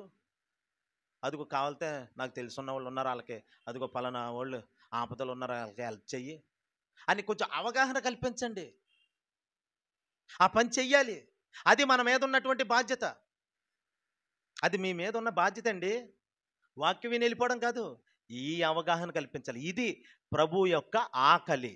మీ బంధువుల్లో రక్షణ పొందలేని వాళ్ళు ఉన్నారు కదా, ప్రభు యొక్క ఆకలి అది. ఆ తర్వాత చూడండి, ప్రభుకి అబ్రహాము భోజనం పెట్టాడు 18వ అధ్యాయంలో, ఆదికాండం పెట్టాడు కదా. మరి అబ్రహాము శారీరకంగా భోజనం పెట్టాడని మనం చూస్తున్నాం కదా. హల్లెలూయా. శారీరకంగా భోజనం పెట్టాడని అమ్మ, ఆ బైబిల్ పేపర్ నలిగిపోతుంది చూడండి సెల్ ఫోన్ వల్ల. బైబిల్ మీద సెల్ తీసేయండి. సెల్ ఫోన్ బైబిల్ మీద ఎట్టకండి ఎవరు. చెప్పాను కదా, అది బయలుదేవత అని. జాగ్రత్తగా చూసుకోండి బైబిల్. అబ్రహాము ఆత్మీయంగా ఒక భోజనం పెట్టాడు దేవుడికి. అదేంటో తెలుసా? సొదొమ గొమొర్ర పట్టణాల్లో నాశనం కోసం దేవుడు ఆ అధ్యాయంలోనే చెప్పాడు. చూడండి, భోజనం పెట్టిన అనుభవం కోసం భోజనం పెట్టాడని అంటే దాని అర్థం దేవుడు ఎన్నో సంగతులు చెప్పాలనుకుంటున్నాడు అబ్రహాముకి, చెప్పాడు. ఇప్పుడు అబ్రహాము కూడా మరి భోజనం చేశాడా దేవునితో? అంటే చేశాడు. అదేంటి? ప్రభు యొక్క ఆకలిని గుర్తిరిగి ఆయనకి ఇష్టమైన ప్రార్థన చేయటమే అబ్రహాము కూడా భోజనం చేసిన దాంతో సమానం. ఏమని చేశాడు ప్రభువా? ఇటు సొదొమ గొమొర్ర పట్టణాలనే నాశనం చేస్తావా? అక్కడ ఒకవేళ నీతిమంతులు ఉంటే 50 మంది ఉంటే 45 మంది 30 మంది 20 మంది 10 మంది అని ఇలా బేరవాడుకుంటూ వచ్చాడు కదా. అదే ప్రార్థన. చూసారా? రహస్యం చెప్పాడా లేదండి ఒక సీక్రెట్ అబ్రహాంకి? అప్పుడు అబ్రహాం ఏం చేశాడు? ప్రభుతో ఇద్దరు మాట్లాడుకున్నారా? అదేనండి భోజనం. హల్లెలూయా. 18వ అధ్యాయం అంతా అబ్రహాము దేవుడు కూర్చొని భోజనం చేసినట్టే. అది దేవునికి పెట్టే భోజనం, అది మనం తినే భోజనం అదే. ఇలా తృప్తి పడాలి. ఆత్మీయమైనటువంటి భోజనంతో మనం తృప్తి పొందాలి. ప్రభుని తృప్తిపరచాలి. ప్రభు సంతోషపడే వరకు నువ్వు ప్రార్థన చెయ్యాలి. నువ్వు తృప్తి పడే వరకు ప్రార్థన చెయ్యాలి. ఏం అనుభవం అండి. చివరికి 18వ అధ్యాయంలో చూసారా? చూడండి, భోజనం అయిపోయిన తర్వాత చూడండి 18వ అధ్యాయం ఆదికాండం. కలరదురన్నమ 18వ అధ్యాయం 33.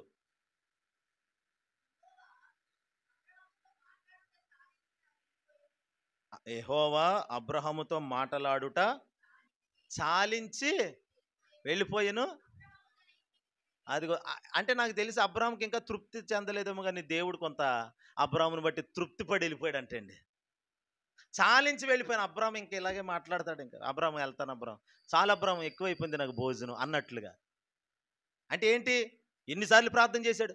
50 మంది నీతిమంతులు సొదొమ గొమొర్రాలో ఉంటే రక్షించవా అన్నాడు. రక్షిస్తాను. 50 మంది కనుకుంటే అబ్రహాం నువ్వు అన్నట్టు రక్షిస్తాను. మళ్ళీ డౌట్ వచ్చింది, ప్రభు ఇంకోసారి మరి ఒకవేళ 40 మంది ఉంటే? అంటే అదేదో చిన్న మాటగా చెప్పేశాడని కాదు అక్కడ.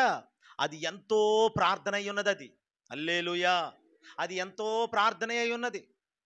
అట్టి ప్రార్థన కలిగిన వాడై ఉన్నాడు అబ్రహాము. ఇప్పుడు ఆ ప్రార్థన కలిగినటువంటి అబ్రహాము ఏం చేస్తున్నాడు? ప్రార్థన చేస్తున్నాడు. 40 మంది ఉంటే 40 మంది ఉన్నా రక్షిస్తాను. తర్వాత 30 మంది ఉన్నా రక్షిస్తాను. తర్వాత 20 మంది ఉన్నా రక్షిస్తాను. 10 మంది ఉన్నా రక్షిస్తాను. ఇలాగా అబ్రహాము పదే మాట్లాడుతూనే ఉన్నాడు దేవునితో. ఎక్కడొచ్చి చివరికి 10 మంది కాదు కానీ ఒకడు ఉంటే రక్షిస్తావా లేదా అనేలా ఉన్నాడు అనుకొని దేవుడు అబ్రహాముతో మాట్లాడుట చాలించి వెళ్ళిపోయాను. దేవుడే తెగ్గొట్టి వెళ్ళాడంటండి. చాలు ఇంకా అని వెళ్ళాడంట దేవుడు. ఆ తర్వాత అబ్రహాము తన ఇంటికి, చూడండి అన్నమాట, ఆఖరి లైన్ 33. అబ్రహాము తన ఇంటికి, వెళ్ళాడు ఇప్పుడు అబ్రహాం. చూసారా? అంటే వినాలి, ప్రార్థన అంటే ఏంటనుకున్నారు? ఇద్దరు కలిసి మాట్లాడుకోవడమే ప్రార్థన. నువ్వు చెప్పేస్తావు, దేవుని సన్నిధిలో ప్రార్థించేస్తావు, మరి దేవుడు మాట్లాడా? ఆ స్వరం విన్నారా? యేసునామములో అడుగుచున్నాము తండ్రి ఆమేన్ అని వచ్చేస్తాం మనం.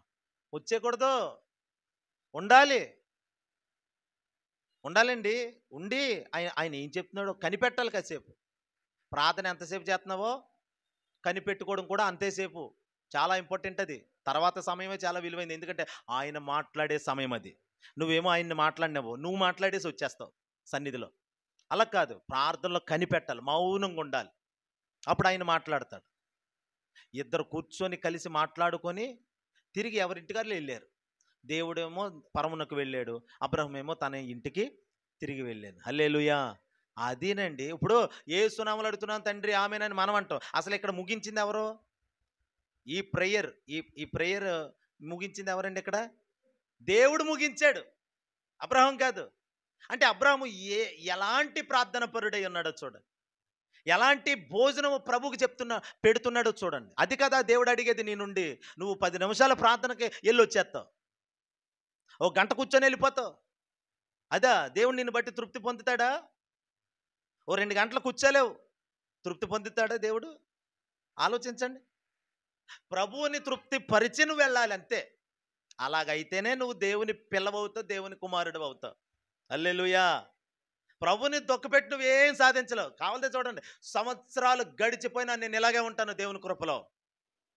దేవుని మాట వినకుండా, నా మాట దేవుని మాటగా ఎంచుకొని వినకుండా వెళితే నువ్వెప్పటికీ అలాగే ఉండిపోతున్నావే తప్ప మార్పు అనేది నీ కుటుంబంలో ఎప్పటికీ రానే రాదు అది. కానీ నా మాట దేవుని మాటగా ఎంచుకొని ఈ పూట విన్నావా, నీ భవిష్యత్తును తిరగరాస్తాడు, కథ మారుస్తాడు ఆయన యేసునామములో. హల్లెలూయా చెప్పండి. నీ స్థితిని మారుస్తాడు దేవుడు. నీ భవిష్యత్తును, నీ భార్య, నీ భర్త, నీ పిల్లల భవిష్యత్తును అంతా తిరగరాస్తాడు దేవుడు. అందుకని ఆయన మాట విను. ఇస్సాకు ఎవరిని చేయిజాచి జోలు పట్టుకుని అడుకునేలాగా దేవుడు చేయలే. ఎందుకంటే అబ్రాహాము దేవుని మాట విన్నాడు కాబట్టి పిల్లల్ని అడుకునేలా చేయలేదు దేవుడు. నువ్వేమిస్తావు చెప్పు? రేపు నీ పిల్లలకి నువ్వేమిస్తావు తల్లి, సోదరుడా? నువ్వేమిస్తావు? నీ పిల్లలకి ఏమిస్తావు? ఆస్తి ఇస్తాను, ఒక ఇల్లు కట్టేనని పర్లేదండి, నువ్వు అనుకుంటా ఆ ఇల్లు క్షణాల్లో పోతుందా తెలుసా? ఉద్యోగం ఎంతనండి? ఉద్యోగం క్షణాల్లో పోతుంది తెలుసా? చిన్న మిస్టేక్ చాలు, చిన్నదే. మీకు తెలుసా ఆడు ఏ టైంలో ఏ మిస్టేక్ చేస్తారో మీ బిడ్డలో తెలియదు, పోగొట్టుకుంటారు. అప్పుడు ఏం చేస్తావు? నేను అనేది ఏంటో తెలుసా? స్థిరమైనది ఇవ్వండి. ఎన్నటికి ఏ మనుష్యుడు వారి యొద్ద నుండి తీసివేయలేని ఆశీర్వాదం ఇవ్వండి. అది మీరు ఉద్యోగం ఇచ్చినా పోగొట్టుకుంటాడు, ధనం ఇచ్చినా అయిపోతుంది, ఏమి ఇచ్చినా ఉండదు. ఒక సేవకుడిగా, ప్రవక్తగా చెప్తున్నాను నేను. మీరు ఏదైనా ఇవ్వాలంటే ముందు ఏమి ఇవ్వాలి అమ్మా? ఏమివ్వాలి? చక్కగా దేవుణ్ణి ఇవ్వండి. వాళ్ళ రక్షణ కొరకు కన్నీరు కాచి రక్షించుకోండి, రక్షణ ఇవ్వండి. వాళ్ళకి వాక్యాన్ని ఇవ్వండి, ప్రార్థనా జీవితాన్ని ఇవ్వండి. ఇంకోటి ఏది ఇచ్చినా ఉండదు. ఉద్యోగం ఇవ్వండి, ఆస్తి ఇవ్వండి, ఇల్లు ఇవ్వండి, అన్నీ పోతాయి దేవుణ్ణి ఇవ్వకుండా కనుక ఈ కనుక ఇస్తే. అదే దేవుణ్ణి ఇచ్చిన తర్వాత ఇవి ఇవ్వండి. నేను అనేది ఏంటంటే ఇవ్వద్దని కాదు, పిల్లలకి ఆస్తి పస్తులు ఇవ్వద్దని కాదు. ఎప్పుడు ఇమ్మంటున్నాను? మీరు దేవుణ్ణి ఇవ్వండి వాళ్ళకి. వాళ్ళు రక్షణ అంటే మీకంటే ఎక్కువగా ప్రేమించాలి ప్రభువుని. హల్లెలూయా. వాళ్ళు మీకంటే ఎక్కువగా ఆసక్తిగా ఉండాలి. నువ్వేమో 9 గంటలకి 9-10 గంటలకు వస్తావు ప్రార్థనకి. అలాగా వాళ్ళు కాదు, వాళ్ళు 8 గంటలకు ప్రార్థన అంటే 7:30కి వచ్చి కూర్చుని ఇలా చెయ్యి. అలాగే నీ పిల్లల్ని ఆసక్తిగా చెయ్యి. అప్పుడు నువ్వు వాళ్ళకి రూపాయి ఇచ్చినా దేవుడు దాన్ని 10 రూపాయలు చేస్తాడు. నువ్వు అసలు ఏమీ ఇవ్వకపోయినా దేవుడు గొప్ప ఆశీర్వాదాలతో నింపుతాడు. మొదట ఇవ్వాల్సింది ఇవి. హల్లెలూయా. అబ్రాహాము ఏమి ఇచ్చాడండి? ముందు దేవుణ్ణి ఇచ్చాడు. ఫస్ట్ ఏం చేశాడు తెలుసా అబ్రాహాము? వినాలి, నన్ను చూస్తూ వినండి. బలిపీఠం మీదకి తీసుకెళ్ళి బలి అర్పించేశాడండి ఇస్సాకుని.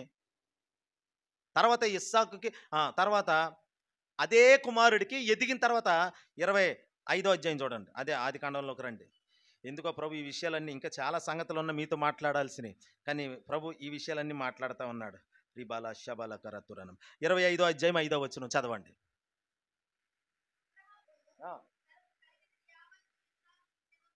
తనకు కలిగిన యావత్తు. ఒకప్పుడు ఇతడు ఎక్కడున్నాడు? ఈ ఇస్సాకు ఎక్కడున్నాడు? అమ్మా, బలిపీఠం మీద ఉన్నాడు. ఈ ఇస్సాకుకి ఏం పరిచయం చేశాడు అబ్రహాము? బలిపీఠం పరిచయం చేశాడు. అంటే బలి అర్పణ.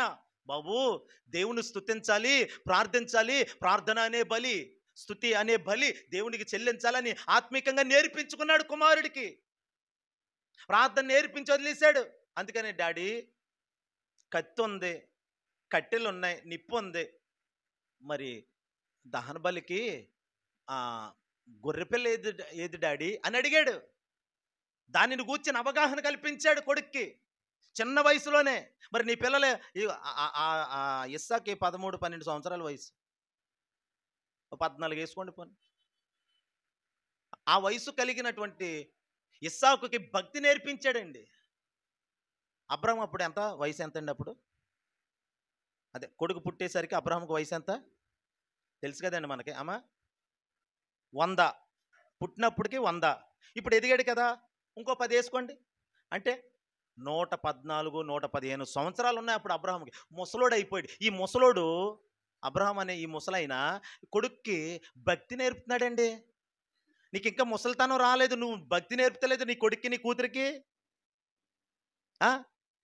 కొంతమంది ముసలోళ్ళు నాకు అదొండు, నాకు ఇదొండు, చిరాకు పడిపోతారు. అలాగే రుచికరమైనది దొరకకపోతే నీ ముసలితనం మండ. ఎందుకు ముసలితనం అయ్యి భుజించడానిక? నీ ముసలితనం దేనికి? దేవుడిచ్చిన ముసలితనం దేనికో తెలుసా? నీ పిల్లలకు భక్తి నేర్పుకోవాలి, నీ మనవలకు భక్తి నేర్పుకోవాలి. అందుకు ముసలితనం. అంతేగాని చూడండి, నాడు ఎవడాడు నిన్న చూసారా ముసలితనంలో పనికి మళ్ళీ వేసాలు అయితే ఏమవుతాడు? నారాయణరావు. నారాయణరావు అన్న తెలుసండి? తెలుసా తెలీదా? కాకినాడేనా అమ్మా? తుని దిక్కుమల చావు చచ్చిపోయాడు ఆయన. ఎందుకు? ముసలితనంలో పుట్టే కోరికలను జయించలేకపోయాడు. 60 సంవత్సరాలు పైబడి ముసలితనం వచ్చింది. ఆ టైంలో ఏం చెయ్యాలో తెలియక, ముసలితనం పైబడే కొలది జాగ్రత్త పడాలి నువ్వు. నీ ముసలితనం ఇతరులకు హానికరమా లేక క్షేమకరమా? అబ్రహాం యొక్క ముసలితనం దేనికి ఉపయోగపడిందంటే తన కొడుక్కి భక్తి నేర్పుకోవడానికి ఉపయోగం ఇస్తున్నాడు. హల్లెలూయా. అతడో ప్రార్థన చేస్తున్నాడండి, ముసలితనంలో సాగిలపడి ప్రార్థన చేస్తున్నాడు. మరి మీ ముసలితనంలో నువ్వు ఎలా సాగిలి పడుతున్నావు? ఎంతసేపు ప్రార్థన చేస్తున్నావు?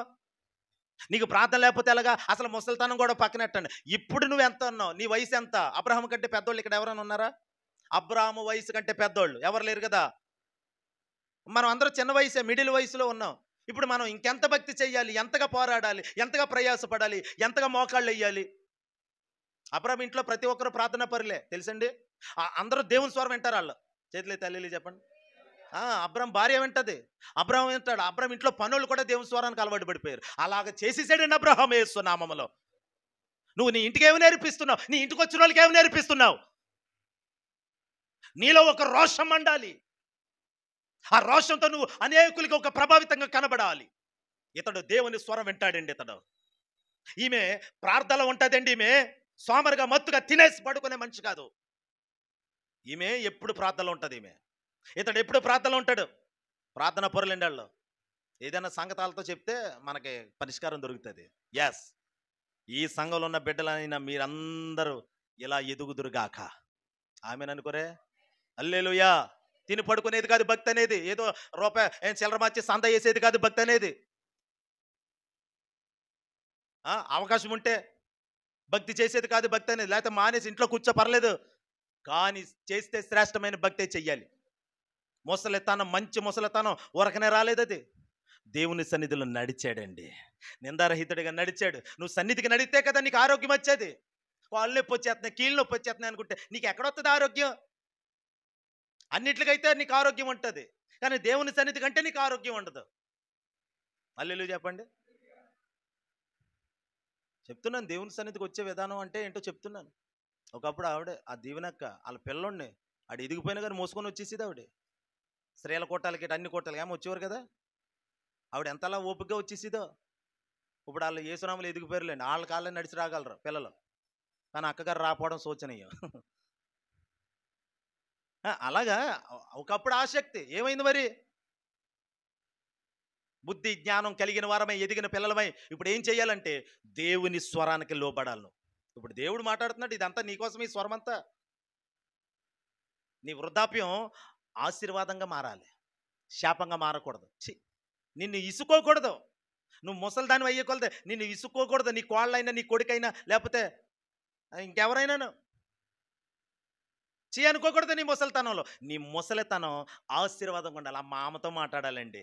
హల్లెలూయా చెప్పండి. ఆ తాతతో మాట్లాడాలండి. అది కదా, అదేండి జీవితం అంటేనే.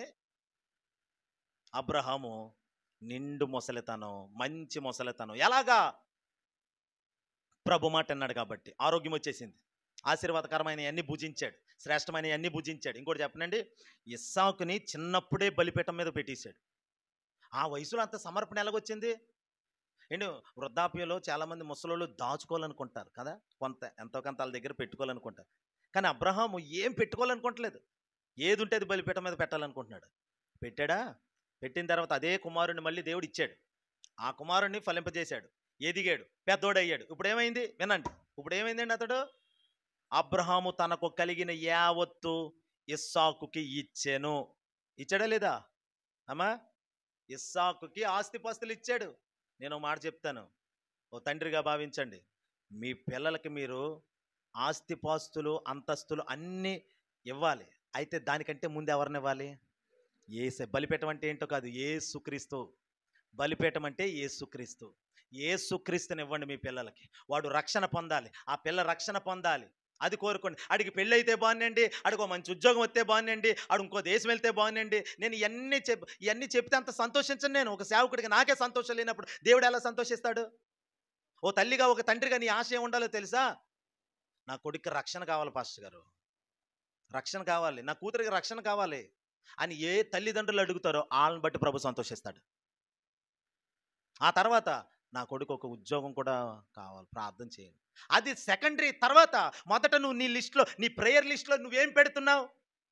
ఆత్మీయంగా ఎదగాలండి, ఆడు రక్షణ పొందాలండి, ఆడు రక్షణ పొందకపోతే అయ్యో లోకంలో పడి చెడిపోతే రేపు అన్నాడు ఆడి భవిష్యత్తు ఏమైపోతుంది, ఆడిని ఎవరు చూస్తారండి? నేను ఉన్నంతకాలం అయితే చూసుకుంటాను, నేను లేకపోతే నా కొడుకుని ఎవరు చూస్తారు, నా కూతురిని ఎవరు చూస్తారు? ఈ బాధ ఉందా? ఉన్న తల్లివైతే, ఉన్న తండ్రివైతే నువ్వేం చేస్తావు తెలుసా? రోజు కన్నీరు విడిచి వాళ్ళ కొరకు ఒక గంట సేపు ప్రార్థన చేయి. నీ పిల్లల కోసం, నీ క్షేమం కోసమే చెప్తున్నాను నేను. నాకేం ప్రయోజనం కాదు కదండి, మీ ప్రయోజనం కోసం చెప్తున్నాను.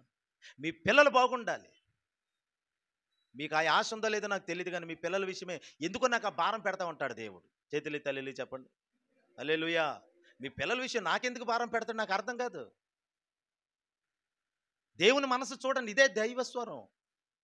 దీన్ని గుర్తెరిగి మీరు ప్రార్థన చేయండి. అయ్యా, నా పిల్లలు నాకంటే ఎక్కువగా నిన్ను ప్రేమించాలయ్యా, నాకంటే ఎక్కువగా నీ సన్నిధిలో పరిచర్య చేసేవారుగా ఉండాలయ్యా, నాకంటే ముందు నీ సన్నిధికి పరిగెత్తే వరకు ఉండాలయ్యా. నీ సన్నిధిని ఏ రోజు నా పిల్లలు దొంగిలించకుండా సహాయం చేయ ప్రభువా. ఇది కదా నువ్వు చెయ్యాల్సిన ప్రార్థన. ఈ మానేసి ఇంకో రకంగా ఉండదు దేవుని బిడ్డలారా. అబ్రహాము దేవునితో భోజనం చేసిన అనుభవం చూడండి, ఎంత బాగుందో, ఎంత బాగుందో. అందుకనే తననే కాపాడాడు, తన కుమారుని కాపాడాడు. కరువొత్తే దేవుడే ముందు పరిగెట్టుకొచ్చేవాడండి. అబ్రహాము కరువొత్తే దేవుడు వచ్చేసేవాడు.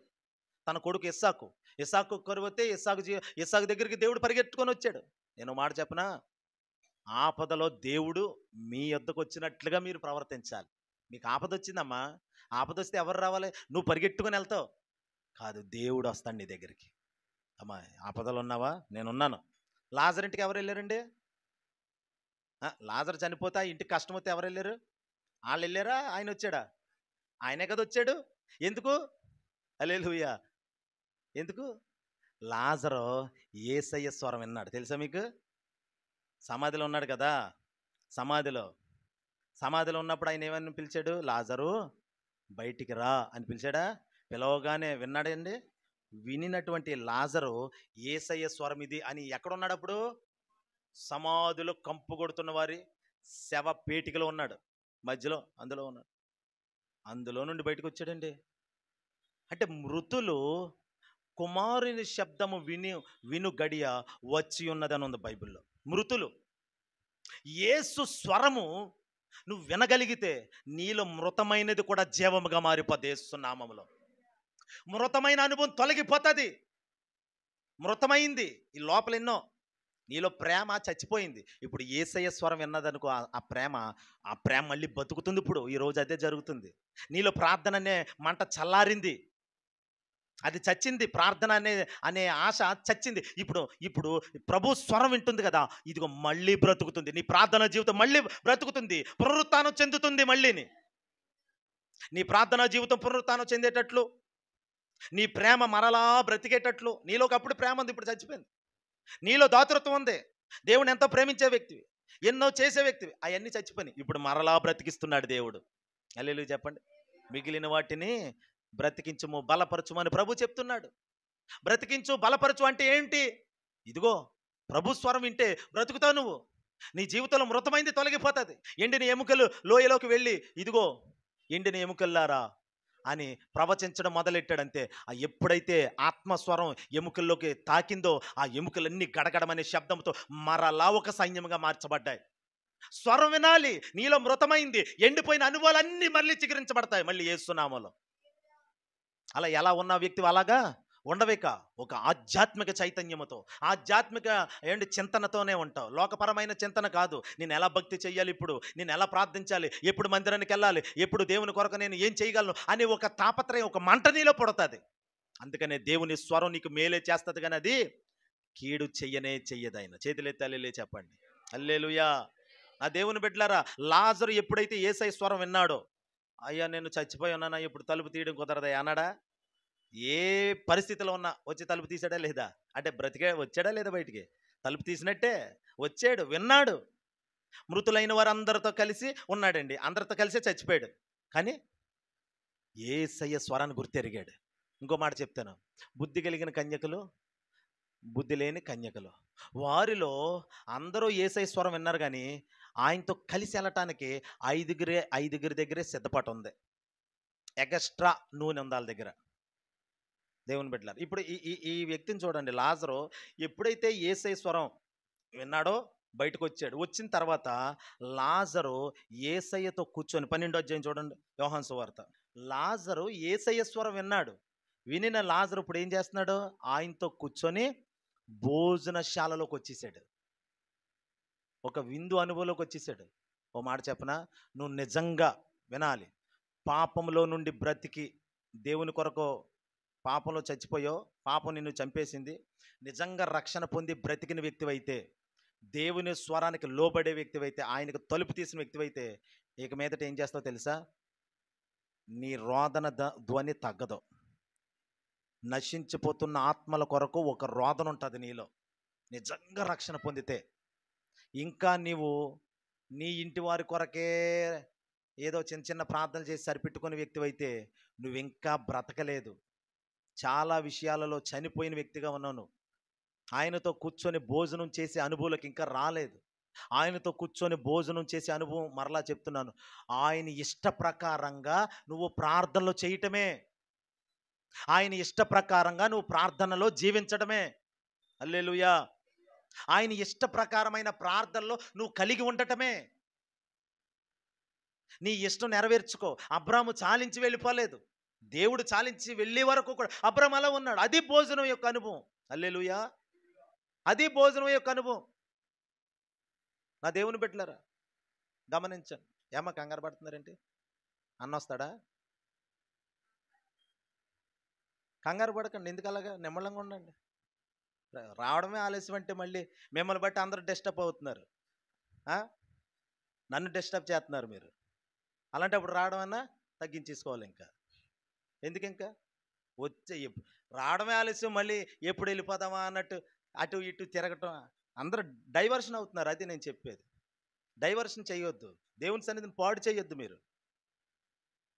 దేవునికి మహిమ కలుగును. హల్లెలూయా చెప్పండి.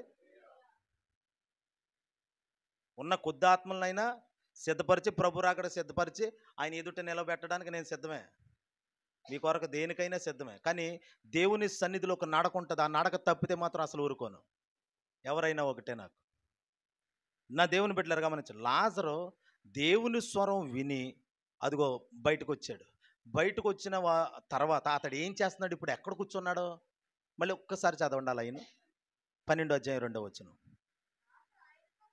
ఆయనతో కూడా భోజనానికి కూర్చున్న వారిలో చాలా మంది కూర్చున్నారు. అదే మళ్ళీ చెప్తున్నాను, భోజనానికి ఆయనతో భోజనం అంటే ఎలాగుంటుందండి యేసయ్యతో? ప్రార్థన. ఆయన ఆయన ఆశ కొలది నువ్వు ప్రార్థన చెయ్యాలి. ఆయన ఆశించినట్లుగా ప్రార్థన చెయ్యాలి. ఆయన కోరుకున్నట్లుగా నువ్వు నడవాలి. అదే భోజనం. ఆయనకి అంతకు మించిన భోజనం లేదండి. యేసయ్యకి నువ్వు పెట్టే భోజనం ఏమిటి? ఎందుకు దుఃఖ పెడతావు నువ్వు? ఆయనకు భోజనం పెడతా, నువ్వు భోజనం కాదు ఎడం కొలత తన్నేస్తావు కొంతమంది. అలా చేస్తున్నారు. భోజనం పెట్టు. ఏమిటా భోజనం అంటే? ప్రార్థన చేయి. మీకు కొంతమందికి ఎంత అవకాశం ఉందో ప్రార్థన చేసే అవకాశం. మొన్న చెప్పాను కదా, అటు ఆనందమ్మ గారు, అగో బయట ఉన్న అబ్రం గారికి, సత్యవతమ్మ గారికి, కరుణమ్మ గారికి, కాంతికాళ్ళ గారికి, అంతే కదా, వీళ్ళందరికీ ఎంత ప్రార్థన చేసే అవకాశం దేవుడు ఇచ్చాడు చూడండి ఒకసారి.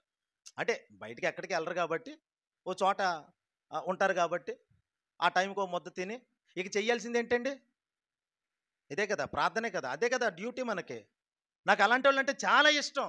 మీ అందరి మీద నేను ఒక కోరిక కలిగి ఉన్నాను, ఇలాంటి వాళ్ళు అందరి మీద. ఎందుకంటే వీళ్ళందరిని ఒక చోట పెట్టి కొన్ని అంశాలు తయారు చేసి ఇచ్చి వాళ్ళకే భోజనం అన్నపానాలు అన్నీ నేనే చూసుకుంటూ, హల్లెలూయా, అలా చేయాలని ఆశ ఉంది నాకు. నాకు ఆశ ఉందండి. మరి మీరు అందుకు సిద్ధమేనా? అమ్మ బాబోయ్, అలాగైతే ఏదో రోజుకు ఒక గంట అంటే ప్రార్థన చేస్తావు కానీ పాస్టర్ గారు 24 గంటల ప్రార్థన అంటే లేదు. ఆయనతో భోజనం, రా భోజనానికి రా. ప్రతిరోజు రోజుకోసారి అదిగో అభిషేక్ భోజనం చేస్తాడు. చేతావా అభిషేకం? ఎక్కడ? శాంతిగ్రేస్ గారు చెప్పారు నాకు. హల్లెలూయా. ప్రతిరోజు కొంతమంది ఇంటి దగ్గర డైలీ భోజనం చేస్తారు. ఏం భోజనం చెప్పండి అమ్మా, మీకు అర్థమైంది చెప్పండి. ఏ భోజనం అది? ప్రార్థన, వాక్యం ధ్యానం చేయడం, ప్రార్థన చేయడం, ఇదే భోజనం. ఆయనతో కూర్చొని భోజనం చేయడం. ఉపవాసం ఉన్నావా? అబ్బా ఇంకెంత భోజనమో అది. ఆయనతో ఇంకెంత భోజనం. ఆ రోజు ఉపవాసం ఉన్న రోజు ఇంకా రుచిగల భోజనం అనమాట అది. అంతా రివర్సల్ ఉన్నాయేటండి పాస్టర్ గారు అనుకున్నారు. ఇదంతా ఆత్మబోధ. ఇది చెవిగలవాడు ఆత్మ చెప్పు సంగతులు గ్రహించుదురుగాక. హల్లెలూయా. చెవి కలిగిన వాళ్ళకి అర్థమవుతాయి నా మాటలు. పైన పొడిగా వినేవాళ్ళకి ఏం అర్థం కావు. నా దేవుని బిడ్డలారా, ఎంత భోజనం అనుకున్నారు? రుచికరమైన భోజనం తినాలన్న రోజు నువ్వేం చేయాలి ఇప్పుడు? అమ్మా కృపావరం గారు చెప్పండి.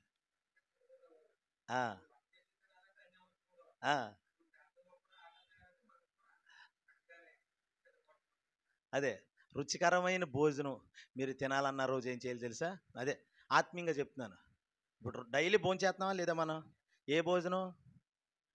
అదే శారీరక భోజనం కోసం నేను మాట్లాడట్లేదు ఇప్పుడు. ఆత్మీయంగా ఏంటది? వాక్యం చదువుకోవడం, ప్రార్థన చేయడం, కాసేపు దేవుణ్ణి స్తుతించడం, ఇలా చేస్తున్నారు కదా. అలా రోజుకు 1-2 సార్లు చేస్తున్నారు. అలాగే ఆయనతో కూర్చొని ఒకసారో 2 సార్లు భోజనం చేస్తున్నారు అంతే. కానీ ఆ టైం ఇంకా పెరగాలంటున్నాను నేను. కొంతమంది అసలు అలా కూడా చేస్తలేదు. అది అధికముగా నీలో ఉండాలి. అదే ఆయన స్వరం విని తలుపు తీసినోడు ఆయనతో భోజనం చేస్తాడు. అంటే ప్రార్థనా జీవితం కలిగి ఉంటాడు. నువ్వు ఆయన స్వరం వినలేదనుకో, నీకు ప్రార్థన అంట ఉండదు. ప్రార్థన చేయడం అంటే భోజనం చేయడం అని చెప్పాను కదా. ఈరోజు ఇంకా రుచికరమైన భోజనం అంటే, ఎప్పుడు ఒకే రకమైన ఆహారం వండుకోం కదా మనం. చెప్పండి, వండుతామా? నిన్న కాసుకున్నారు, చారు అన్నం తిన్నారు, ఈరోజు తింటారా? ఏదో మారుతారు కదా, ఏదో మారుస్తారు కదా, వెరైటీ. ఇంకా రుచిగా ఆదివారం వస్తే ఇంకా రుచి. నేను అనేది ఆదివారం వచ్చినప్పుడు ఇంకా రుచిగా ఉండాలి కాబట్టి ఆ వారంలో ఒక రోజు ఇంకా రుచికరమైన భోజనం నువ్వు భోజనం చేయాలి ఆయనతో కూర్చొని. ఏంటది? ఉపవాస ప్రార్థన. ఉపవాస ప్రార్థన అనేది వారంలో ఒక రోజు ఆయనకి నీకు ఇంకా విందు జరుగుతున్న దానితో సమానం. ఆ రోజు ఇంకా వెరైటీలు. సాధారణమైన భోజనం కాదు ఆ రోజు అన్ని వెరైటీలు వేసుకొని భోజనం చేసిన దాంతో సమానం. ఏది? ఉపవాస ప్రార్థన అనేది. నేను చెప్తున్నాను, నువ్వు ప్రార్థనలో కూర్చున్నావంటే యేసయ్యతో నువ్వు కూర్చున్నావు. ఇద్దరు కలిసి భోజనం చేస్తున్నారు ఇప్పుడు. అది ఆయన భుజించే భోజనం అది. హల్లెలూయా. అప్పుడు ఆయన నీకు కొన్ని అంశాలు చెప్తాడు. అవన్నీ నువ్వు తీసుకొచ్చి ప్రార్థన చేస్తుంటే ఆయన కడుపు చాలా తృప్తి పడిపోతుంది. సొదొమ గొమొర్రా కోసం చేసిన విజ్ఞాపన ఆలకించి తృప్తిపడి వెళ్ళాడు దేవుడు. నా దేవుని బిడ్డలారా, ఆలకిస్తున్నారా? నా మాట అర్థమవుతుందా? హల్లెలూయా చెప్పండి. అందుకనే లాజరు చనిపోయి ఇక లోకపరమైన ఇవన్నీ వదిలేశాడు. బ్రతుకుట క్రీస్తే అనుకున్నాడు. ఎవడైనాను క్రీస్తునందున ఎడలవాడు నూతన సృష్టి. ఇక ప్రభువునందు బ్రతికాడు కదా. బ్రతికిన తర్వాత ఎక్కడున్నాడంటే భోజనశాలలో ఉన్నాడు యేసయ్యతో. అంటే దాని అర్థం ఎప్పుడు ప్రార్థనే. ఇంకా భోజనాన్ని కూర్చున్నాడంట అందరితో పాటు, యేసయ్యతో పాటు లాజరు. ఇంకెప్పుడు భోజనమే, ఎప్పుడు భోజనమే. నీ భోజనం ఏమిటి అని అడిగితే ఈరోజు ఏం చెప్తారు మీరు చెప్పండి? చెప్పండి. మన భోజనం ఏంటి ఇప్పుడు? ప్రార్థన. మన భోజనం ఏమిటి? వాక్యం. ఇదన్నమాట నేను చెప్పేది. ఆయన స్వరం విన్నవాడు ఈ భోజనం మాండం. ఆయన స్వరం విన్నవాడు ఈ భోజనం అంటే ప్రార్థన అనే భోజనం మాండం. నువ్వు మానేసావంటే, ఈ భోజనం మానేసావంటే బలహీనత రాదా మరి? సమస్యలు రావా? ఈ భోజనం మానుకోకు. రోజుకోసారి వచ్చి, అవసరమైతే ఇక్కడికి వచ్చి ఒక గంట ప్రార్థన చేసుకుని వెళ్ళండి. ఎలా ఉంటుందో చూడండి. హల్లెలూయా. రోజు క్రమం తప్పకుండా. ఇప్పుడు ఉపవాస కూటాలకి ఎలాగొచ్చారండి? ఆసక్తిగా వచ్చారు. ఉన్నాయి కాబట్టి వచ్చారు, లేకపోతే రారు. అదే అదే ఉన్నాయి అనుకొని ఏదో పోనీ రోజుకు ఒక గంట అలా వచ్చి దేవునికి కనబడి, మందిరంలో ఎవరు ఉండరు కానీ ఎవరు చూస్తారు? ఖచ్చితంగా దేవుడు. ఎవరు లేనప్పుడు నువ్వు వచ్చావంటే ఖచ్చితంగా దేవుడు నిన్ను చూస్తాడు. ఎవరు లేనప్పుడు మందిరానికి రావాలి వెళ్ళాలనుకుంటాను నేను. ఎవరు లేనప్పుడు, మీరందరూ లేనప్పుడు, ఎవరు లేనప్పుడు నా మట్టుకు నేను అలా వచ్చి కనబడి చిన్న ప్రార్థన చేసుకుని వెళ్తాను. అప్పుడు దేవుడు చూస్తాడు మనల్ని. నా కుమారుడు నా సన్నిధికి వచ్చాడు, నా కుమార్తె నా సన్నిధికి వచ్చింది. హల్లెలూయా. అందుకే నా దేవుని బిడ్డలారా, ఈ భోజనం మానొద్దు. ప్రభుని తృప్తిపరచు. ఆయన స్వరం విను. ఆత్మలో ప్రభు నీతో మాట్లాడుతున్నాడు, నీతో మాట్లాడుతున్నాడు. అవిధేయురాల్లాగా, అవిధేయుడిగా ఉండొద్దు. లోబడు, లోబడు, లోబడు. అలాగ దేవుని స్వరం గుర్తించి ఆయనకి ఇష్టమైన ప్రార్థనలు చేయి. నీకు ఇష్టమైనట్లుగా నా భార్యను దీవించు, నా భర్తను దీవించు, నా కొడుకుని దీవించు వద్దు. ఈ ప్రార్థన కాదు. ఆయనకి ఇష్టమైన ప్రార్థన అడుగు. ప్రభువా మాకు ప్రార్థన నేర్పవా అని అడిగారు శిష్యులందరూ వచ్చి యేసుప్రభు దగ్గరకు వచ్చి అడిగారు. వాళ్ళు అడిగారు, ప్రభువుని అడిగారు, మాకు ప్రార్థన నేర్పించవా? అడగండి, ప్రభువుని అడగండి. ఖచ్చితంగా ఆయన స్వరం ఇప్పుడు మీతోనే మాట్లాడుతుంది. ఈ స్వరం ప్రభావం కలిగిన స్వరం. ఈ స్వరం విని లోబడ్డవా? అబ్రహాము వలె మీరు వృద్ధాప్యం వరకు, ఒకవేళ ఆయుష్కాలం పొడిగి ఇదిగో ప్రభు రాకడ ఆలస్యం అయితే వృద్ధాప్యం వరకు ఆరోగ్యంగానే ఉంటాం మనం. హల్లెలూయా చెప్పండి. మధ్యలో ఏ జబ్బు వచ్చి మనల్ని కబళించలేదు. అలాగైతే కరోనాలోనే మనం ఖాళీ చేద్దాం. కానీ దేవుడు మనకి ఇచ్చిన స్టామినా అలాంటిది. ఆయన ఇచ్చింది మనది కదండి. మంచి ఆహారం తిన్నామండి అప్పుడు, అందుకనే బతికాం. కాదు కాదు ప్రభు మనం తిన్న ఆహారం, మనం వేసుకున్న మెడిసిన్ ఏం కాదు. ఆయన ఇచ్చిన కృప. హల్లెలూయా. మరి ప్రతిరోజు కాన్ఫరెన్స్లు లేవు మనకే? ప్రతిరోజు ప్రార్థనలు జరిగినాయా లేదండి? ఇప్పుడు ఉత్తి రోజుల్లో జరిగే ప్రార్థనల కంటే కరోనా టైంలో ఎన్ని ప్రార్థనలు, అవన్నీ నీకు ఆరోగ్యం. ఈరోజు నువ్వు సజీవంగా నిలబడ్డావంటే అయ్యే మరి మర్చిపోతున్నావు నువ్వు. హల్లెలూయా. ఆ రోజుల్లో మేలు పొందిన వాళ్ళు చాలామంది మర్చిపోయారు. మర్చిపోకుండా ఉన్న వాళ్ళు ఇక్కడ ఉన్నారు యేసునామములో. హల్లెలూయా చెప్పండి నా దేవుని బిడ్డలారా. అందుకనే కృతజ్ఞత కలిగి ఉండండి, కోపతాపాలు మానండి, ప్రేమ కలిగి ఉండండి. దేవుని సన్నిధిలో తన్ను తాను తగ్గించుకునేవాడు హెచ్చింపబడును, తన్ను తాను హెచ్చించుకునేవాడు తగ్గింపబడును అని ప్రభు చెప్పారు. కాబట్టి మనం తగ్గింపుతో ఈ మాటలు వినయముతో తీసుకొని విధేయత చూపుదాం, లోబడదాం. అబ్రహాము లాంటి ఒక మంచి వృద్ధాప్యం వరకు దేవుడు మనల్ని కదలనివ్వడు, అంతే యేసునామములో. ఇంకోటి చెప్పనా, నువ్వు అందరికి ఆశీర్వాదంగా ఉంటావు. ఇంకోటి చెప్పనా, నీ పిల్లలకు ఆశీర్వాదంగా ఉంటావు. నీవు ఈ లోకాన్ని వదిలి వెళ్ళేటప్పుడు నీ దగ్గర ఖాళీ చేతులు ఉండవు. ఇస్సాకుకి తండ్రి ఏం చేశాడు?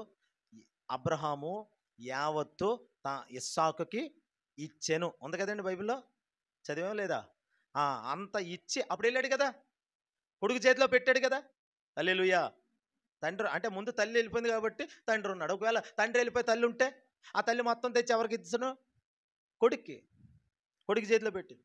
ఇప్పుడు అబ్రహాం మొత్తం తెచ్చి ఎవరి చేతిలో పెట్టాడు? ఇస్సాకు చేతిలో పెట్టాడు. అలా పెట్టడానికైనా ఉండాలి కదా, ఉంది కాబట్టే పెట్టాడు. అలా ఉండేలా చేశాడు దేవుడు. ఖాళీగా అయిపోయేలాగా అయితే ప్రభు విడిచిపెట్టలేదు. అబ్రహాముని దేవుడు దీవించకుండా ఒట్టి పాత్రగా ఉంచలేదు, అన్ని దీవెనలతో నింపాడు. నేను అనేది ఒకటే, నువ్వు దేవుని స్వరం విను, లోబడు. ఆయన ఏం చెప్తే అది చెయ్యి. ప్రభు ఎన్నో సంగతులు ఇదిగో నాలో నుండి నీతో మాట్లాడుతున్నాడు. చాలా విషయాలకు నువ్వు లోబడతలేదు. సమయానికి రండి, అది ఏదో ఒట్టిగా చెప్పాను అనుకుంటున్నారు, అది కూడా దేవుని స్వరమే. హల్లెలూయా. సమయానికి రండి, శుక్రవారం ప్రార్థన మానకండి, శనివారం పరిశుద్ధాత్మ కూటం మానకండి. ఎందుకు? ఇదంతా దేవుని స్వరమే. వాక్యం విందాలే, ఇవన్నీ కాదనుకుంటున్నాం. అసలు వాక్యం కంటే ముందు అవి వినాలి. వాక్యం కంటే హెచ్చరికలే వినాలి, తెలుసా మీకు? హల్లెలూయా. ఇవి వినాలి. బలులు అర్పించడం కంటే మాట వినుట శ్రేష్టమని ఉంది కదా బైబిల్లో. బలులు కాదు, నువ్వు స్తుతి స్తోత్రం చెప్పి ప్రార్థన చేయ ముందు మాట విను. మాట విన్నావా, అప్పటికి ఏ ప్రార్థన చేయాలో ప్రభు చెప్తాడు. సొదొమ గొమొర్రా కోసం ప్రార్థన చేయాలని అబ్రాహాముకు తెలియదు, తెలుసండి? తెలీదు. మరి ఎవరు చెప్పారు? దేవుడు చెప్పాడు. దేవుడు చెప్పాడు కాబట్టి ప్రార్థనలో మండిపోతున్నాడు ఇప్పుడు. అంత ప్రార్థనా జీవితం ఎలాగొచ్చేసింది అబ్రాహాం గారు మీకు అంటే, నేను దేవుని స్వరం విన్నానండి. దేవుడు నాతో మాట్లాడాడు. నేను లోబడ్డాను అంతే. హల్లెలూయా! ఇప్పుడు అలా లోబడ్డాడా ఆశీర్వాదంగా మారిపోయాడు. అలా ప్రార్థన చేశాడు. ఎవరి కోసం అయితే ప్రార్థన చేశాడో వాళ్ళు రక్షణ పొందారా లేదా? అగ్నిగుండంలో నుండి బయటకొచ్చారు కదండీ! లోతు కుటుంబం తప్పించబడింది కదా! దేవుడు కాపాడతాడు. నీ ప్రార్థన వింటాడు అది. నీ ప్రార్థన వింటాడు దేవుడు. నువ్వు సాధారణమైన వ్యక్తివి కాదు. నీ ప్రార్థనకి జవాబొస్తది. కొంతమంది ప్రార్థన అంటే 2 ముక్కలు చేస్తారు. ఒక అంశం చెప్తే ఎళ్ళిపోవాలంతే. చేస్తానే ఉండాలి. అంతేగాని 2 ముక్కలు చేసి మౌనంగా ఉంటారు. ఎప్పుడు ముగిత్తారా మిగతా వాళ్ళని. అలా కాదు. ప్రార్థన చేత్తనే ఉండాలి. చేత్తనే ఉండాలి. ఎప్పుడు ఆమేనంటే ఆమేన్ అనాలి మీరు కూడా. అంతే తప్ప ముగించేయకూడదు. మీరు ముందు ముగించకూడదు. ఎవరు ముగించాలి ప్రార్థన? దేవుడు ముగించాలి. ప్రభు ముగించాలి. ప్రభు తృప్తి పడాలి. నీ ఆత్మలో కూడా ఒక తృప్తి కలుగుతది. అప్పుడు నువ్వు ఆమేనని చెప్పి కనిపెట్టుకొని అప్పుడు సన్నిధిలో నుండి బయటికి రావాలి. ఈ అనుభవం దేవుడు మనకిచ్చునుగాక. ఈ భోజన అనుభవం దేవుడు మనలో కలిగించునుగాక. దేవుడి మాటలు మన వెనుకలో దీవించునుగాక. ప్రార్థన చేసుకుందాం.